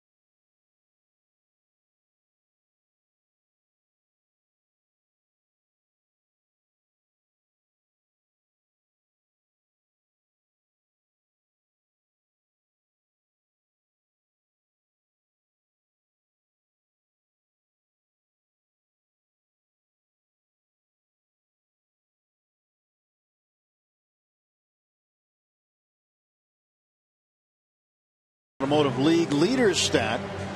Go ahead RBIs. Both Walker and Ludwig on that list. 21 for Ryan and 20 for Neil. Ryan Howard, the league leader, with 26. Barrel Automotive at barrel.com. Definitely worth the click. That's a pretty important stat. Go ahead RBIs. Neil has, as we just showed you, 20 of them. Can't get one here though with nobody on, down 4-1. We need some base runners. Strike one taken by Walker. Walker is 0 for 2. Flied to center and struck out.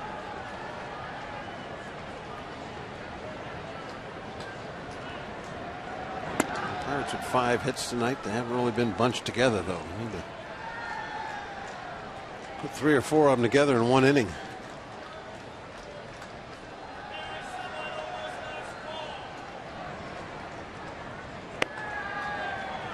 Two and one. Leadoff walk's always a good way to get something going.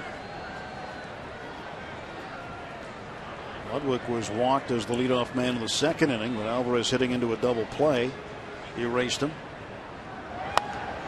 Walker, a slow roller to the left side, and that's a base hit. And Neil Walker has now hit in all 19 career games he's played against the Cubs. I gotta imagine this is going to be the weakest of those hits. Just a little, looked like cue shot off the end of the bat. Just rolling, not even bouncing, just rolling along the infield grass into the dirt and perfectly placed. Castro making a nice decision, just put it in his pocket. No reason to throw that. And Walker was already going to be there.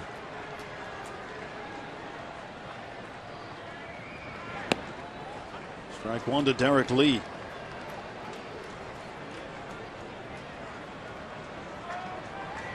Lee welcomed himself to Pittsburgh with a solo shot in the fourth that tied the game at 1. This one is a looper to center field. Barney out after it. And now one man out for the Pirates in the bottom of the 6th. Off the bat, I could tell that Bird wasn't going to get there. He had to freeze a little bit. Respecting Lee's power, didn't realize it was off the handle. Thought it might fall in, but Barney got back quick.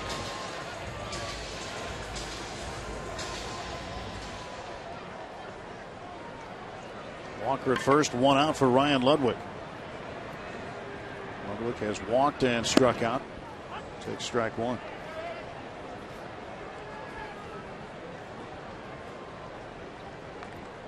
Ludwig went to high school in Las Vegas with NASCAR driver Kurt Busch.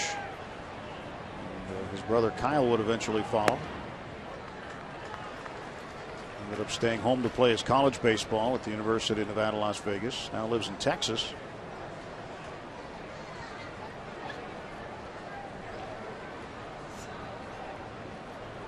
One ball, one strike, and the pitch. Now it's 2-1.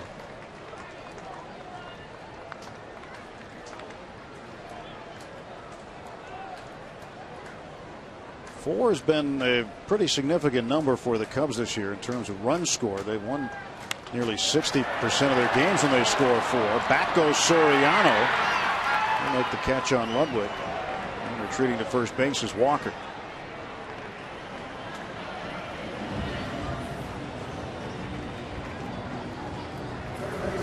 And Ludwig driving it deep, but not deep enough here.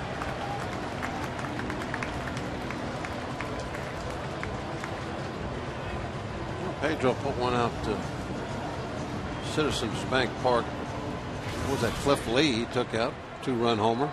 Saturday. That's what we need right here. 2-run homer will put us right back where we need to be, just a run down.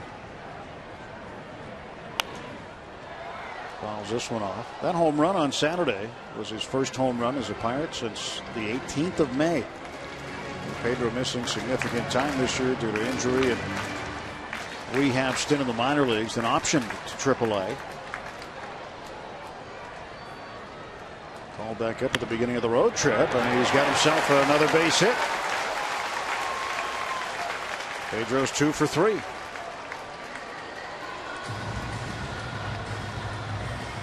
Two hits in the inning for the Bucks. Walker at second, Pedro now at first. Tried to come in on him. Pedro got him out of that kitchen. Ball actually was in on him. Didn't try. He got it in there.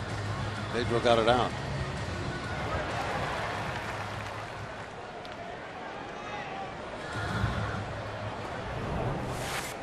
Meeting at the mound. A little breather. Double barrel action in the Cub bullpen. Righty and lefty up. Russell from the left side. Jeff Samardzija, right-handed.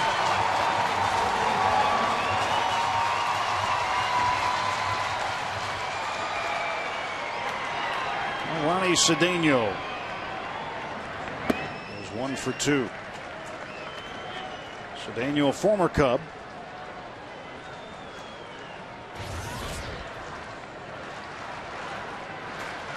He represents the tying run.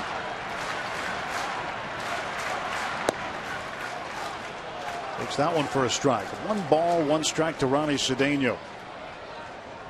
Ronnie with 2 home runs this year. And occasionally he'll knock one out of the yard, but not with very much frequency this season. They're really playing shallow on him out in the outfield with a big gap. If he hit a ball in the left center, I think Alvarez would easily score. They're playing shallow. They've opened up that side. Line drive over the shortstop's head is just what we would love to see right now. Just looking at the home runs, last time he hit one was on the 28th of May at Chicago, and Paul Maholm's complete game shutout win.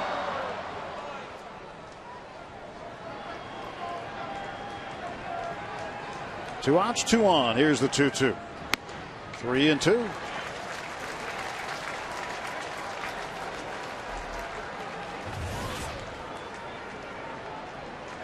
Pitch counts up.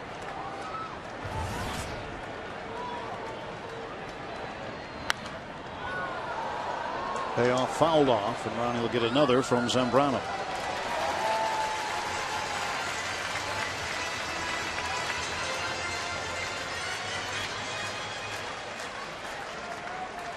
Highest pitch count on the year for Zambrano, 128 on the 10th of June against Philadelphia. Little ground ball hit to Castro. And on the run, Castro throws out a diving Cedeno. We will head to the 7th inning here at PNC Park. 4-1 Cubs.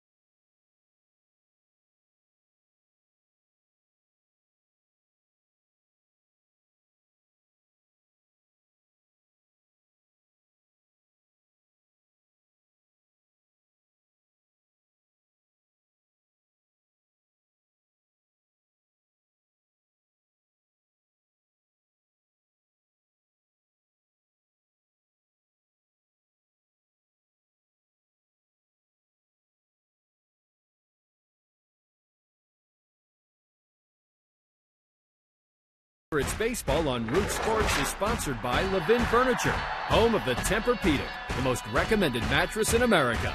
Let's go Bucks! Wednesday night's going to be a fun night here on Root Sports. It's all access night. Third base coach Nick Lave will be mic'd up. There'll be in-game interviews with Clint Hurdle and Charlie Morton. On-field camera with hero shots. Places that you'll go that you've never been. Perhaps inside the TV truck. Backstage access to the players' only tunnel. You'll see the game from the view that we get here in the booth. Plus, you'll get to listen to our television director, Jeff Mitchell, online. It's a whole different language they speak in the trailer. Ready one, take one. So it worked. Just as you said that, it worked. Lacey Collins will be having reports following the social media of the evening. Social media doesn't quit 7 days a week. Tony Campana, the pinch hitter, batting for Zambrano. And he'll try to bunt his way aboard. Fielded by Alvarez, and Campana, who runs very well, is thrown out. Alvarez putting that rifle he has on his arm on display. Bare-handed that ball and just threw a bullet down the lead. Got Grilly out of the way. Wham. Can't outrun the baseball.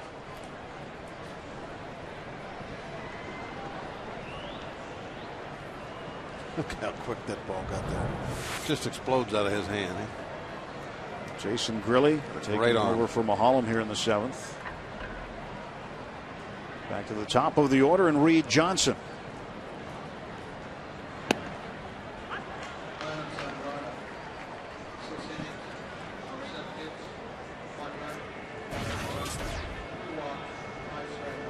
Grilly's numbers on the season.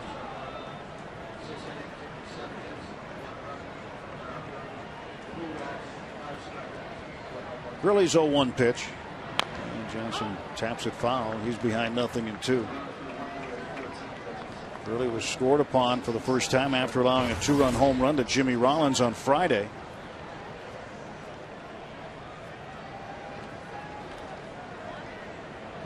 Grilly said he was happy to have a different letter P on his uniform. He had been with the Phillies, but they had him in AAA.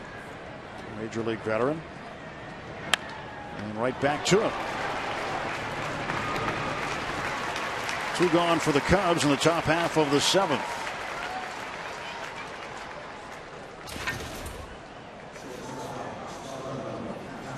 Starlin Castro up. Pirates trying to find a way to keep him off the bases. He is 3 for 3, 2 singles, a double. Has scored a run.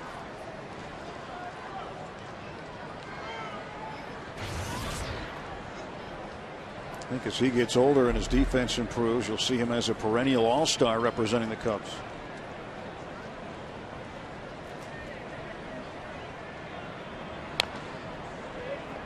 He'll do that for a long time since he is so young. Just over a full year in the major leagues now. 16 games with 3 or more hits. His 16th coming tonight. That's the most in the senior circuit. 21 years old. Yeah. I mean, it's just, you know, if he's successful, long career ahead of him. To right field, long run for Jones. Out of play.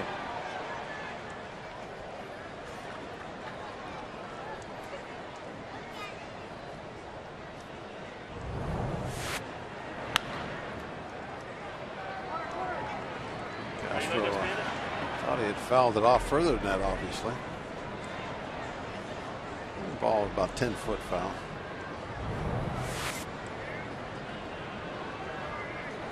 So 0-2.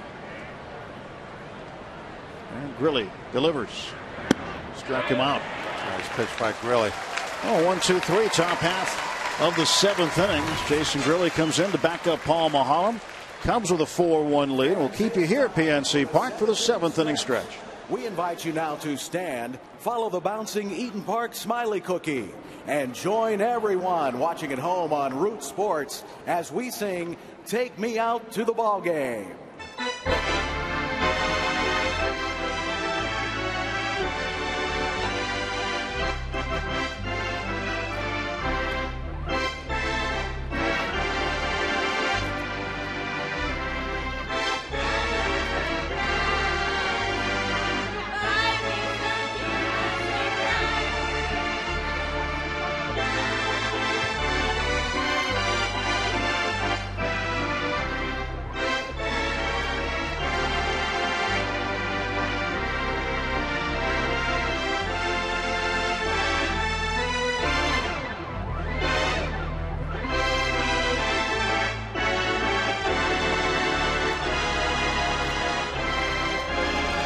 Bucks trying to come back. They'll come to the plate in the bottom of the 7th, trailing Chicago 4-1.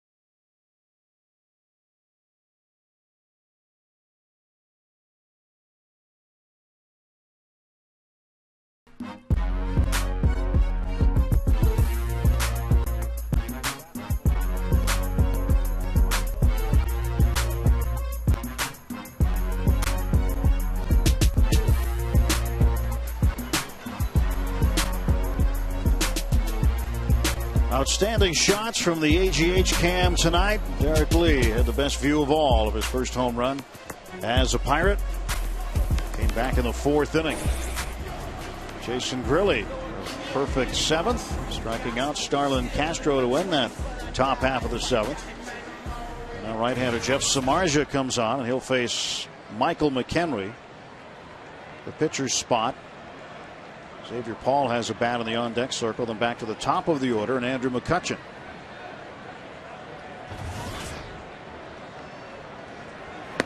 First pitch is high, so Zambrano goes 6. Gives up just the earned run, the home run to his former teammate Derek Lee. And Zambrano struck out 5.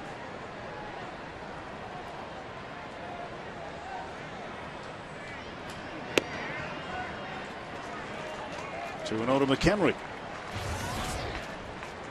Comeback starts with the first base runner.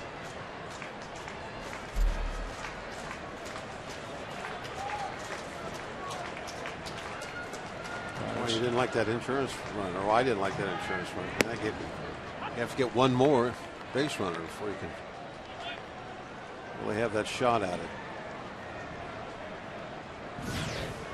Xavier Paul looks like he'll be the pinch hitter. He's the only left-handed bat off the bench tonight.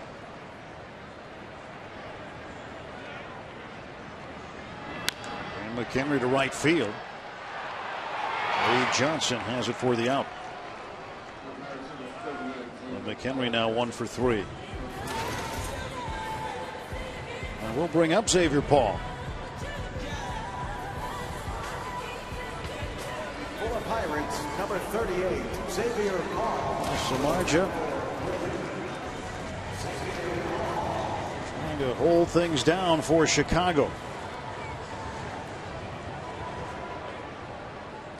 Paul had a lot of action on the last road trip. Not all of it good. He'll not see a lot of playing time now, you wouldn't think. With Ludwig back, or with Ludwig coming to the fold,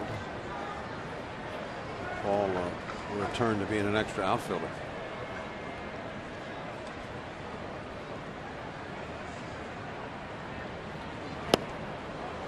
One and one now to Xavier Paul.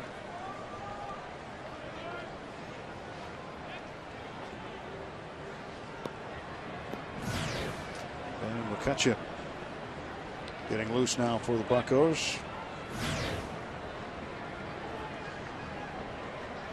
Samardzija on Saturday against the Cardinals allowed 3 runs in a relief appearance.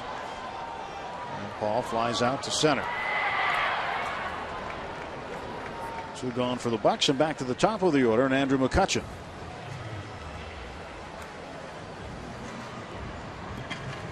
Samardzija did have a successful outing prior to that on Thursday against Milwaukee, where he retired all 6 batters he faced against the Brewers.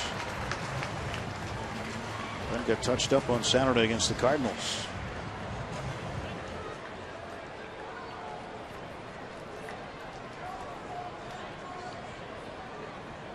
Samardzija drafted in 2006, made his big league debut just 2 seasons later in 08. Got there quick.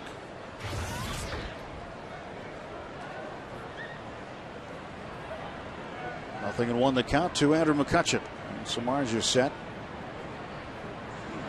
Pitch is outside, 1-1. Not too many guys make that jump in 2 years. I'm not sure what the average would be, but I'd have to think it's 4 or 5, wouldn't you? Yeah, usually you got to work up the ladder a little bit. You got to work your way up. McCutchen, a base hit to left.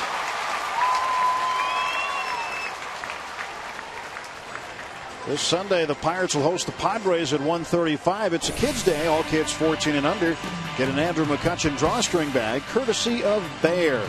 Come early for the #1 Cochran Kids Fun Zone on Federal Street. Stay after when kids get to run the bases, thanks to H.K. Anderson Pretzels. To get tickets, visit Pirates.com today. Samardzija is out. Sean Marshall is in.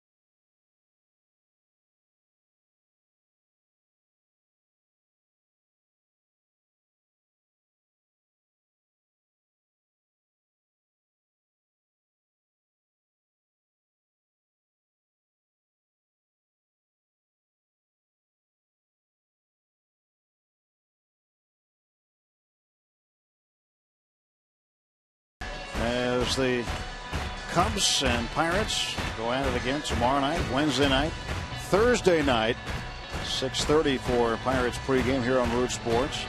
6:30 on Friday and Saturday night when the Padres come to town, 1 o'clock on Sunday. That'll wrap up this 7-game homestand. It's on the camera. There's a spider. Yes, if you have arachnophobia, don't look. It's just moving along. Running to second base. Whoever has to go over and take care of RoboCam after the game, be careful. There's a big one over there somewhere.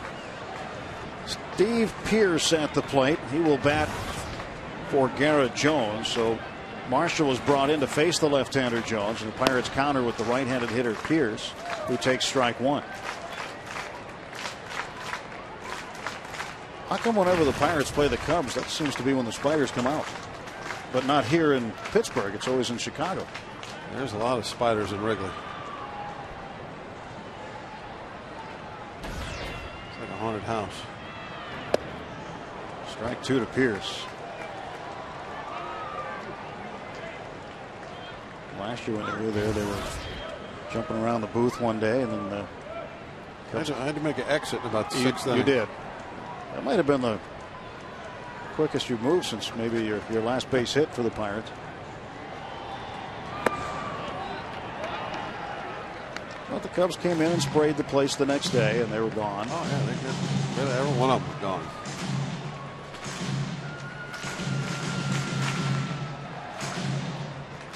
They were parachuting down on top of us from the ceiling. Remember that? Yeah. It was like the deployment of troops.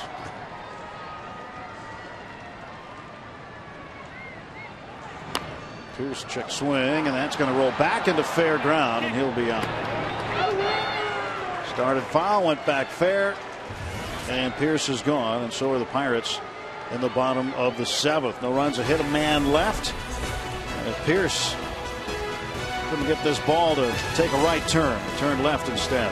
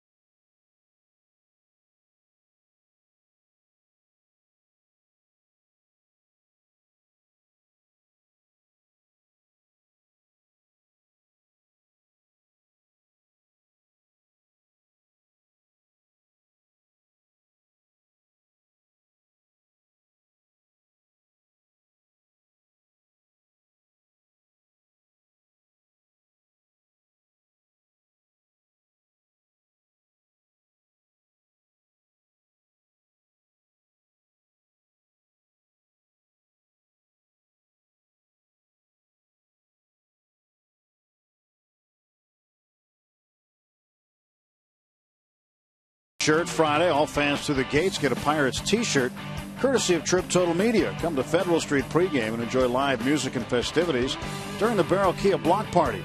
For tickets, visit pirates.com/free shirt Friday. Xavier Paul remains in the game and takes over defensively in right field. And on the hill, right-hander Daniel McCutcheon. I like this Friday shirt. Looks like a good one, doesn't it? Yeah, we'll see him again here at the park. Probably Saturday we'll see a bunch of them. And Sunday as well. McCutcheon talking about Paul being busy on the road trip, getting a lot of playing time. Daniel had a busy trip. He certainly did. 5 1/3 innings of relief. 90-some pitches out of the bullpen. 92. He told me he pitched a complete game while at the University of Oklahoma. It took 10 innings, 138 pitches. But he did tell Clint, don't take me out until we have the lead. I'll pitch as long as you need me to. Clint wants them to play like they're in their backyard. And that's how Daniel played that day. He was having fun. And the next day when we sat and chatted about it, he said it was like Little League. He said it went from the big leagues to Little League, the way that the game was being played. So it was just all out.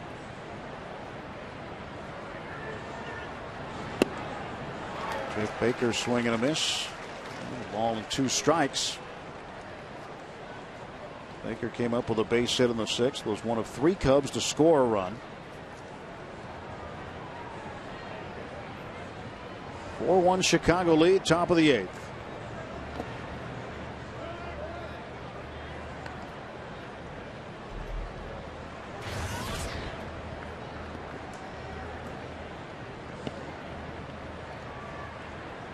Drove in the first run of the game in the 3rd inning after Reed Johnson was hit by a pitch. Went to 3rd on Starlin Castro's double.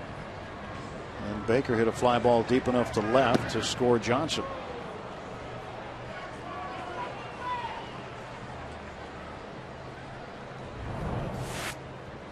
Take a look at that last one, see where it ended up. Supposed to be a strike. Oh, he's all on the edge. Look at that, just painting. 3-2 up in the air and on a play foul.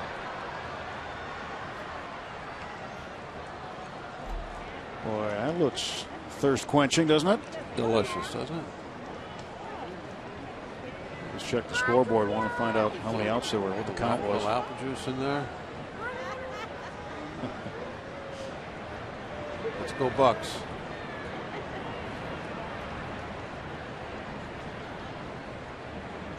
Again, the 3-2 from McCutchen.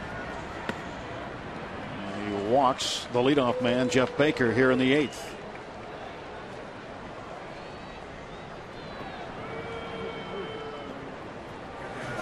Took a chance there. Went with a breaking pitch on a 3-2 count. Very confident when he could throw it for a strike. Just couldn't get it over.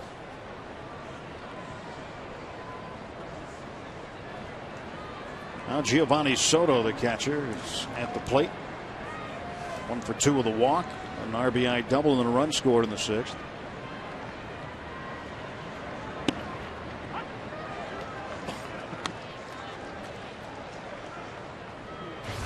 No balls, 1 strike.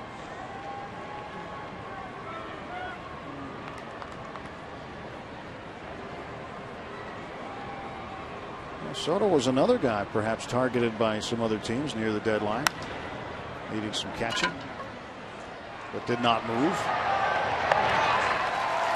Xavier Paul didn't have to move very much to record that out. 1 out and 1 on for Marlon Byrd. We visited with Neil Huntington back in the 3rd inning. We talked about the next deadline. That's August 15th. Garrett Cole, the Pirates' #1 pick out of UCLA. And Josh Bell, high school player out of Texas, the 2nd pick. Those 2 guys we hope will get signed before then, but the deadline is the 15th to sign your draft choices. There's a deadline coming up somewhere. Then after that, there'll be September 1st will be the next deadline. Teams wanting to get the players on their roster that they might need for the postseason. They have to be on your team before September 1st if you want to use them in the postseason, unless there are some loopholes to that, but that's basically how it works. A towering fly ball in foul territory, way up there. Alvarez waiting for it when it came down. 2 gone for the Cubs in the 8th now. Well, again, just because the trading deadline is come and gone, it's the non-waiver trading deadline. I mean, you can make trades without guys having to clear waivers. Now we're into a waiver period, and the Pirates are in a pretty good position in terms of that as far as when they can select off the wire. And who knows who will be available out there. Neil Huntington did tell us, if there's an opportunity to add to the club, they'll continue to look at that. Soriano takes strike 1.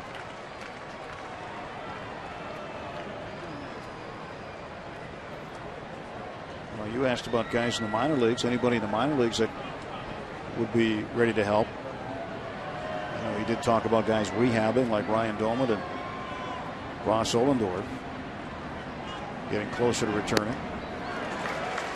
2 strikes on Soriano.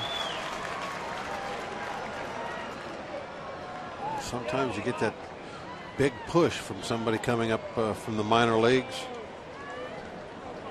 And that gets you over the top. Somebody you don't even expect. The last time the Pirates were in the playoffs, it was Tim Wakefield coming up from the minor leagues and giving a huge push right there at the end.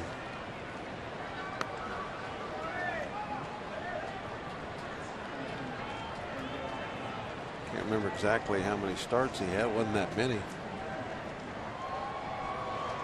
8 or so. But they were darn good ones, and we needed them. That's sometimes the direction you get help. Back in 1980 with the Phillies on that World Championship team, Marty Bystrom was a September call-up and went 5-0 as a starting pitcher in September. Did you see him the other day? Yeah, he came in the radio booth, said hi when we were in Philly. 2 balls, 2 strikes, 2 men out. And McCutchen's pitch to Soriano. Breaks his bat, pops him up. Neil Walker will make the catch. That'll do it for the Cubs in the top of the 8th inning. Walker will lead off in the bottom of the 8th for the Pirates. As Neil looks to get another hit, then Derek Lee. and Ryan Ludwig to follow.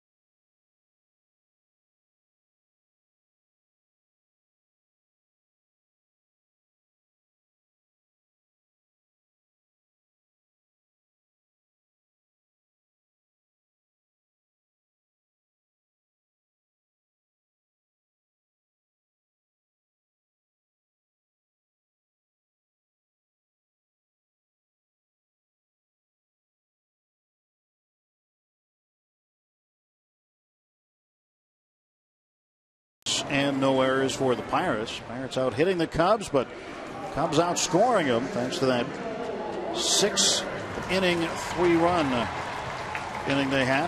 3 consecutive hits, including a double. Sacrifice fly was mixed in there. Pirates looking to come back now. What it takes. You got to group those hits together, and that's what the Pirates haven't been able to do tonight. Their hits have been scattered all over the place.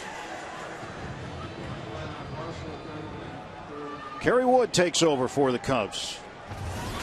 Veteran right-hander facing Neil Walker. And Walker hits this one toward the left center field cap. That is going to get down and roll into the notch. And Walker will pull in with a double. A couple of hits tonight. A real soft one and a bullet into the gap. You don't know what the lineup is going to continue to look like. Clint might move it around a little bit, but I think Walker would really enjoy hitting in front of Derek Lee.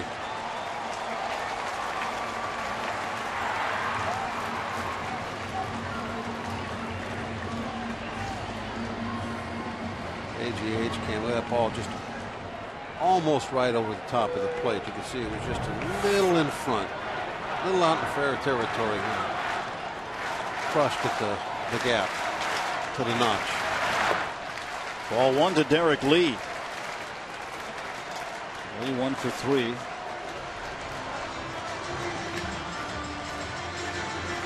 Former starter. Well, how good was he? He was young in there. One of the best. Reed Johnson's moved over to left. Tyler Colvin comes into right field. Wood inserted into the 6th spot. And Derek Lee hammers one deep, and this one is gone! Second home run of the night for Derek Lee. What a debut.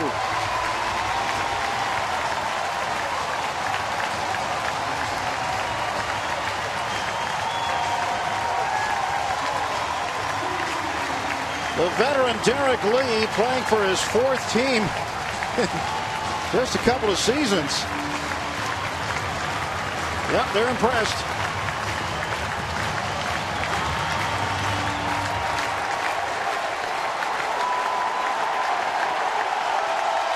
They want him to come out. Ryan Ludwig fouls the first one away.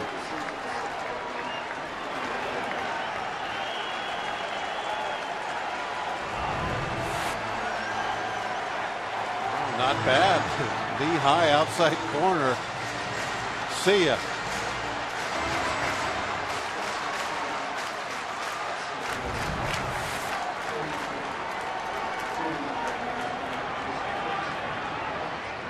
And Ludwig fouls this one away.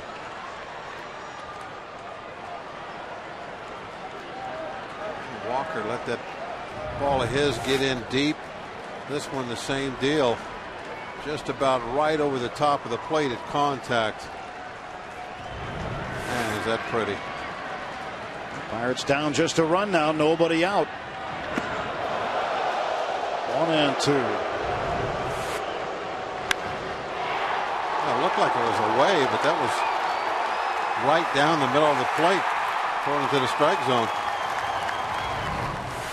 25th multi-home run game in the career of Derek Lee. That'll stay foul. Last time he had more than a home run in a game was on the 15th of August last season at St. Louis.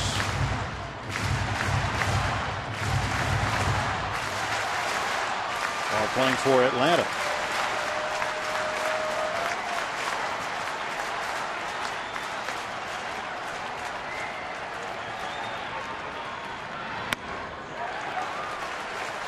Two and two to Ryan Ludwig. Ludwig without a hit, but he's reached base.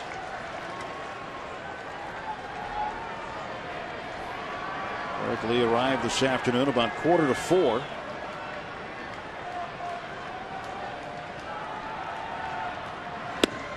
And Ludwig chased one outside and strikes out for the second time.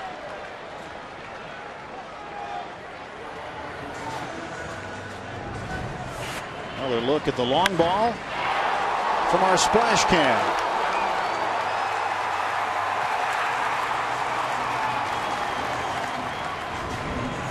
Ended up carrying up there pretty well. Yeah, that one just wasn't like it just scraping the backside of the fence on the way down. He got that one very good. Pedro Alvarez is 2 for 3. Pair of singles.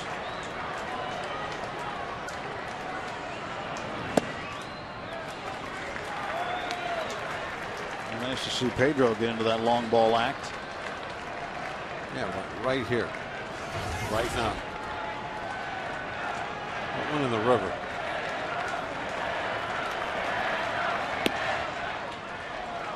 Chance of Pedro around the stadium. Yeah, 94. But can still get up there pretty decent.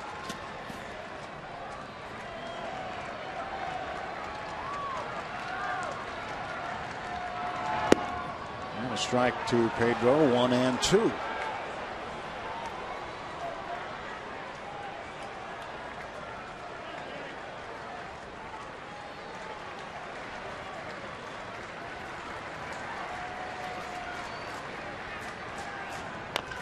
This one fouled away.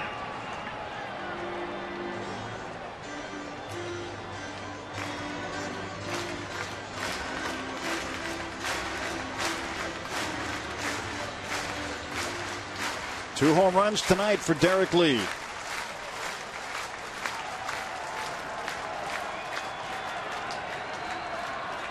Here's the 1-2. 2 balls and 2 strikes. Got patience there. He tried to just nip the outside corner.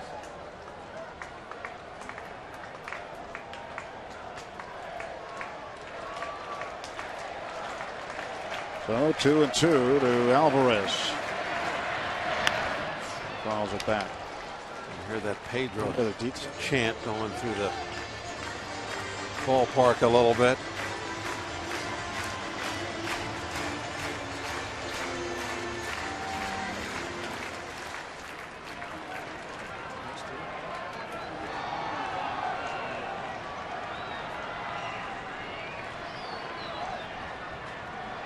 Stretched by Wood in the 2-2. And Alvarez toward the middle, but Castro is there. And he throws him out.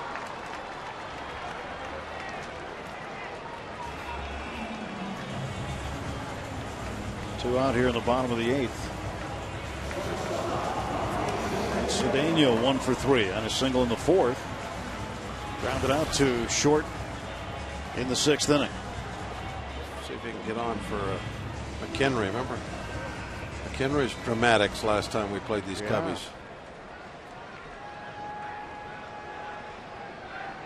Back on the 8th of July. And LaForte introduced himself in a big way.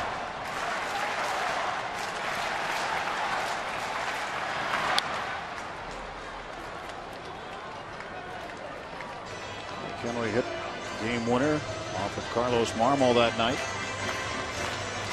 Spain would like to get on here. He represents the tying run.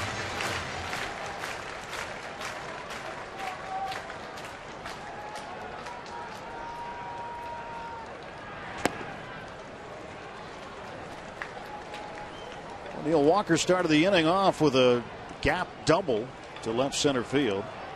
And then Derek Lee, who was 2 for 4 with 2 home runs and 3 runs batted in, knocked him in. Ludwig struck out. A swinging strike there by Ronnie. Alvarez grounded out.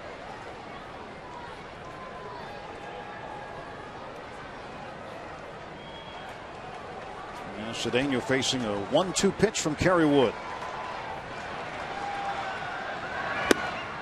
Trying to get him to go after that one outside again. That evens it up at 2-2. A little cutter outside. Go back to the fastball. Try to get him to chase it, swing through it upstairs. Like Wood hit the target right where Soto had the glove.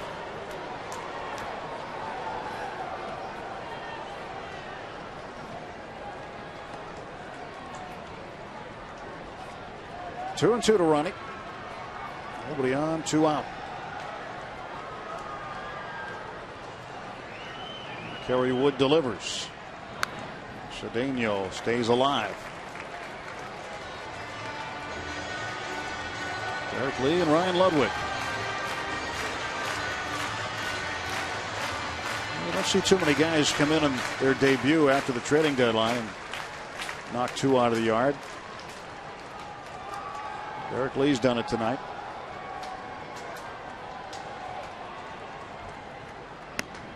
Breaking ball is in. Fills up the count.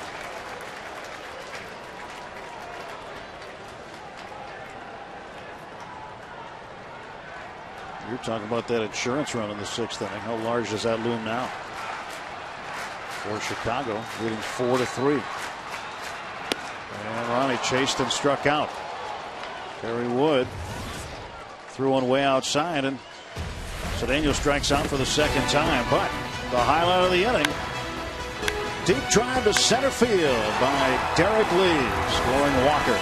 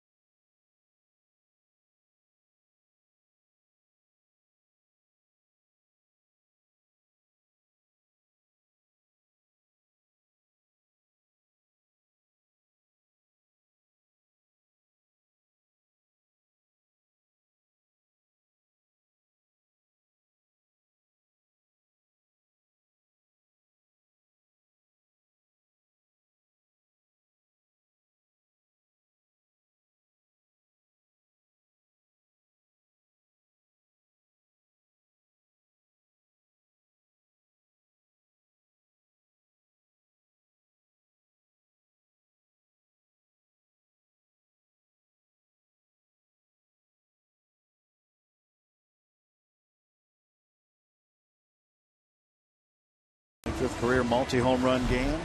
His 10th career home run at PNC Park. Had one in the 4th inning, a solo homer to get the Bucks on the board, and then drove in 2 more in the 8th with Walker aboard following the leadoff double. We go to the top of the 9th inning. Pirates want to keep the score right where it is and then try to come from behind after that. Infield shift is on for Carlos Pena. It'll be Pena, Barney, and looks like Colvin.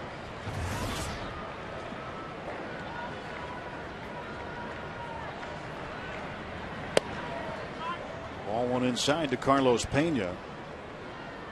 Pena 0 for 1. Walked in the 2nd inning. Drove in a run in the 6th with a sacrifice fly.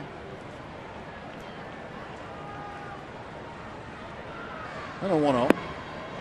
Misses low. 2 balls and no strikes. Again, he's one of those guys that, as you're pitching against him, he's the type of hitter that you got to respect for his power, his instant offense, and home run power. But you also know that if you make your pitches, you're going to get him out. He's not hit for a high batting average and strikes out a lot. Daniel upset with himself on that last pitch. He snatched the ball back. Falling way behind Pena here, 3-0.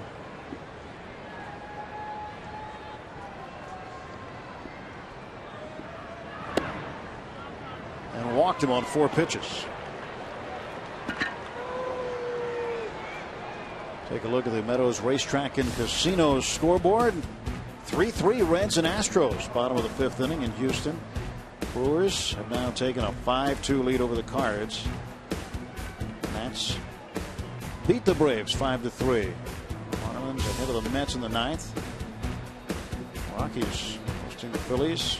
Dodgers and Padres still to come, as are the Giants and Diamondbacks.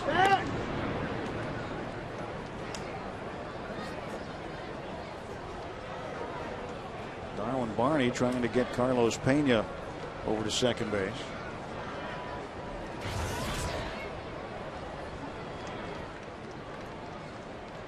A little different here for the 8-hitter with not the pitcher behind him, but the 9 spot behind him. Colvin waiting to hit. Lee goes to second, gets the forced play. Derek Lee throws a strike to Cedeno, and Carlos Pena retired. Hey, that's the direction you're supposed to be able to bunt the ball, because the first baseman has to stay back and hold on the runner. But in this case, the first baseman's Derek Lee, and he's one of the best in the business. Easily gets the lead runner. Very aggressive, sets his feet as he's fielding the ball for that throw to second base.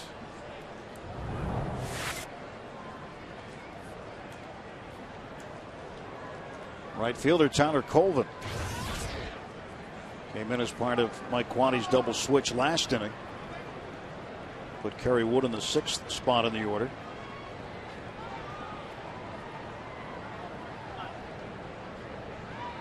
Throw over. Barney gets back. 4-3 Chicago lead. Top of the 9th, 1 out. Pirates have out hit the Cubs 10-6.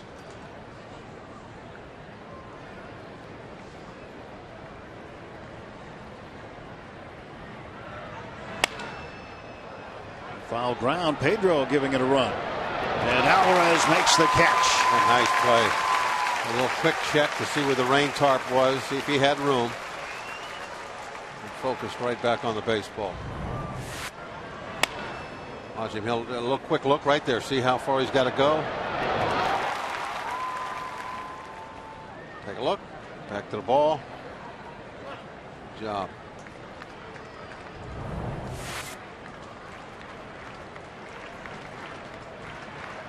Pedro had a little trouble in Philadelphia with one of those, but it was one of those no harm, no foul situations. He did get charged for an error, but Philadelphia didn't end up scoring that inning. Johnson bunts. And that's back up into the seats. Reed Johnson was hit by a pitch in the 3rd inning, scored the first Cub run. on a sac fly by Jeff Baker. And hit into a double play in the 5th. 0 for 3.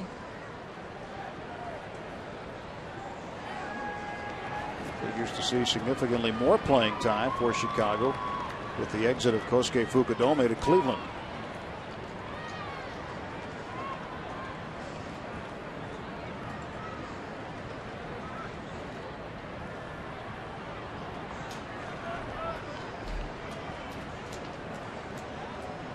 First Pirate with 2 home runs in his team debut since Sean Dunston, ironically another former Cub. September 2nd, 1997. Put it off Jarrett Wright. Throw to first base and runner back. I think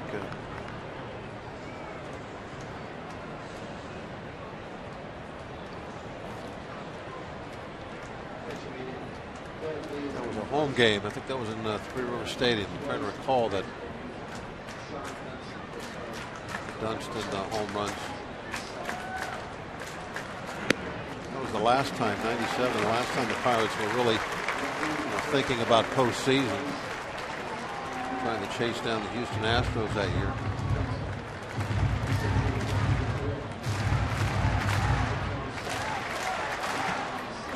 Nothing in 2 to Reed Johnson here.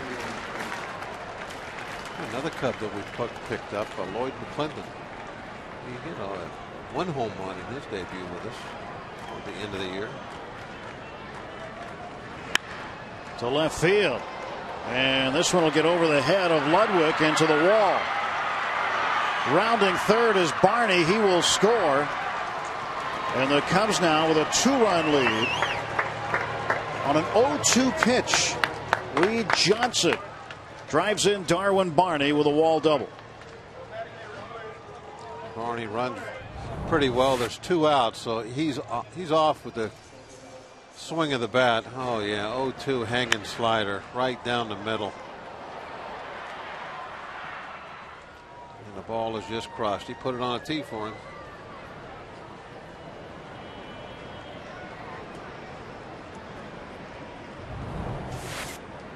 I'm sure that obviously wasn't where he was trying to put it. That's not a mental mistake as such. It's a physical mistake, like somebody making an error.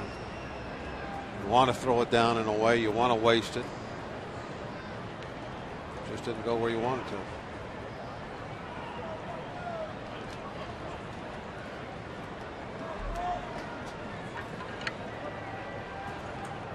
Starlin Castro 3 out of 4. Well, the job gets much tougher for the Pirate bats in the bottom of the 9th inning. McHenry, Paul, and Andrew McCutchen duo.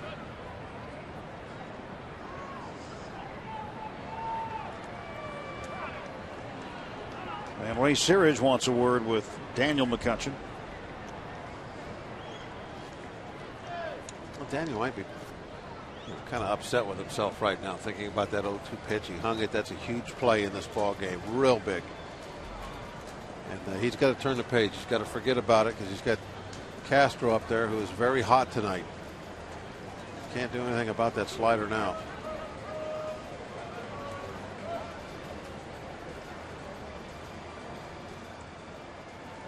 See the number 10 patch on the sleeve. We've told you early on that's for Ron Santo. Passed away in the offseason. Great Cubs of all time.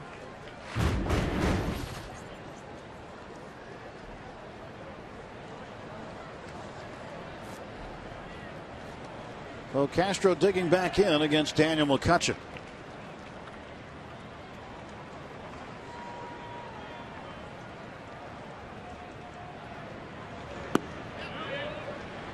That's a swing. 1-1.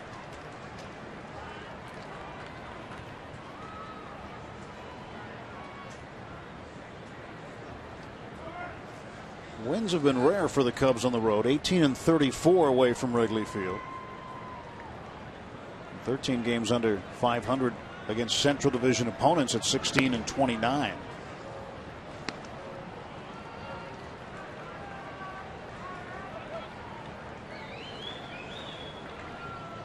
They bunched hits together in the 6th. That's been really the difference in the game. Pirates have had some offense, but it hasn't been enough yet. And Castro will take strike 2, 2-2.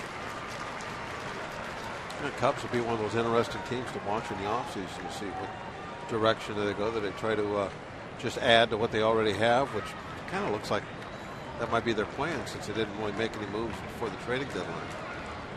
But then they still might try and tear it down and do some rebuilding. McCutchen strikes out Starlin Castro, but the Cubs end up with an insurance run off the RBI double from Reed Johnson. Last wraps for the Pirates coming up.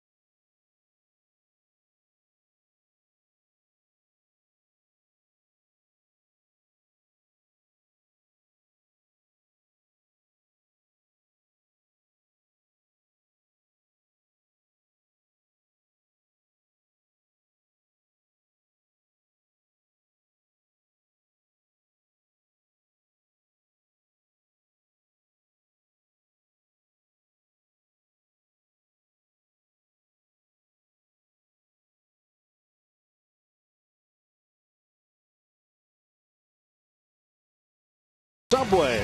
Ubaldo Jimenez acquired from the Rockies over the weekend. Scheduled to start Friday for the Indians. Freddie Sanchez out for the rest of the season. Shoulder surgery tomorrow.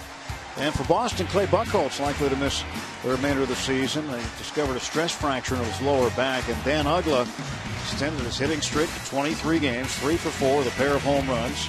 And 3 runs batted in, and he's still hitting 199. Well, not really. But he's still just a little above 200, which is amazing. Michael McHenry will start things off for the Pirates in the bottom of the 9th inning. Going to the Wayback Machine, turn back the clock just a few weeks on the 8th of July. Facing Carlos Marmol, his first career Major League home run. Fort got it done. Turned out to be the game winner.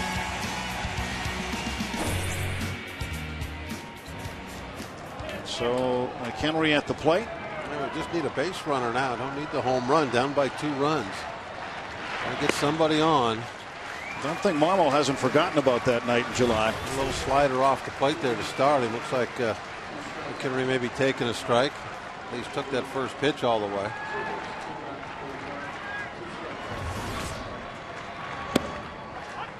One and one now to McHenry.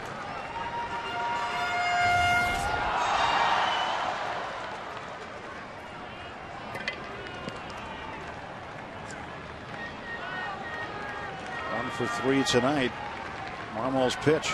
And McHenry pulls it slowly to the right side. Pena nearly fell down, but McHenry called out. Pena was able to recover in time to flip on to Marmol, and he got the out. Marmol just a little bit of a slow break coming off the mound. That was an ugly play for the Cubs. Just good enough.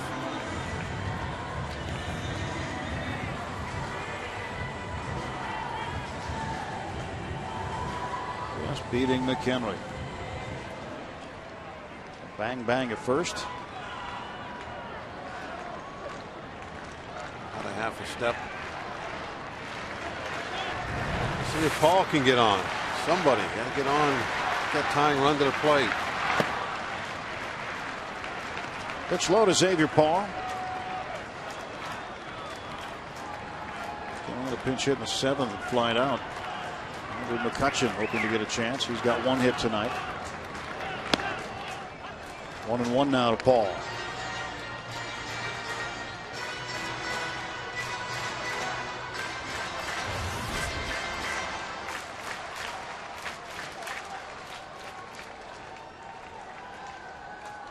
Marmol's 1-1. 1-2 after the foul ball back.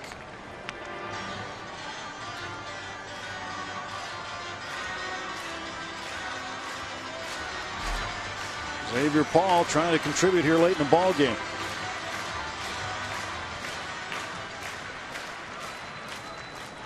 Had a couple of hits yesterday in Philadelphia, including a 2-run single.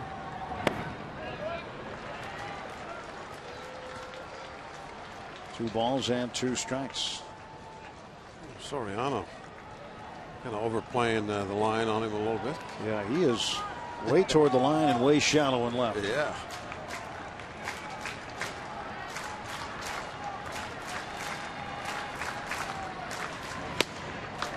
The count is full. Good job by Paul. The slider coming up by his hands. That's when Marmol wants you to swing at, not necessarily swing and miss, but just trying to hit you right on the label of the bat. So you'll hit it somewhere softly. 3-2 to Xavier. Payoff pitch pulled to the right side. Darwin Barney will throw him out, and the Pirates are down to their final out tonight.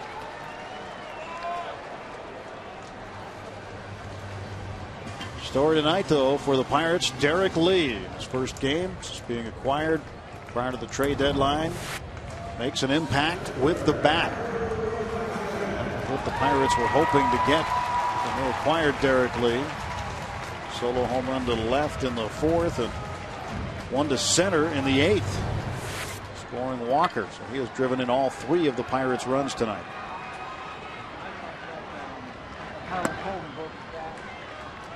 Ball 1 delivered to Andrew McCutchen.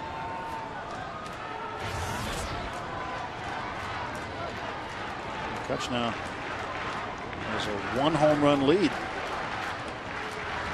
has 15 on the season, and Derek Lee with 14 total. 12 in the American League with Baltimore.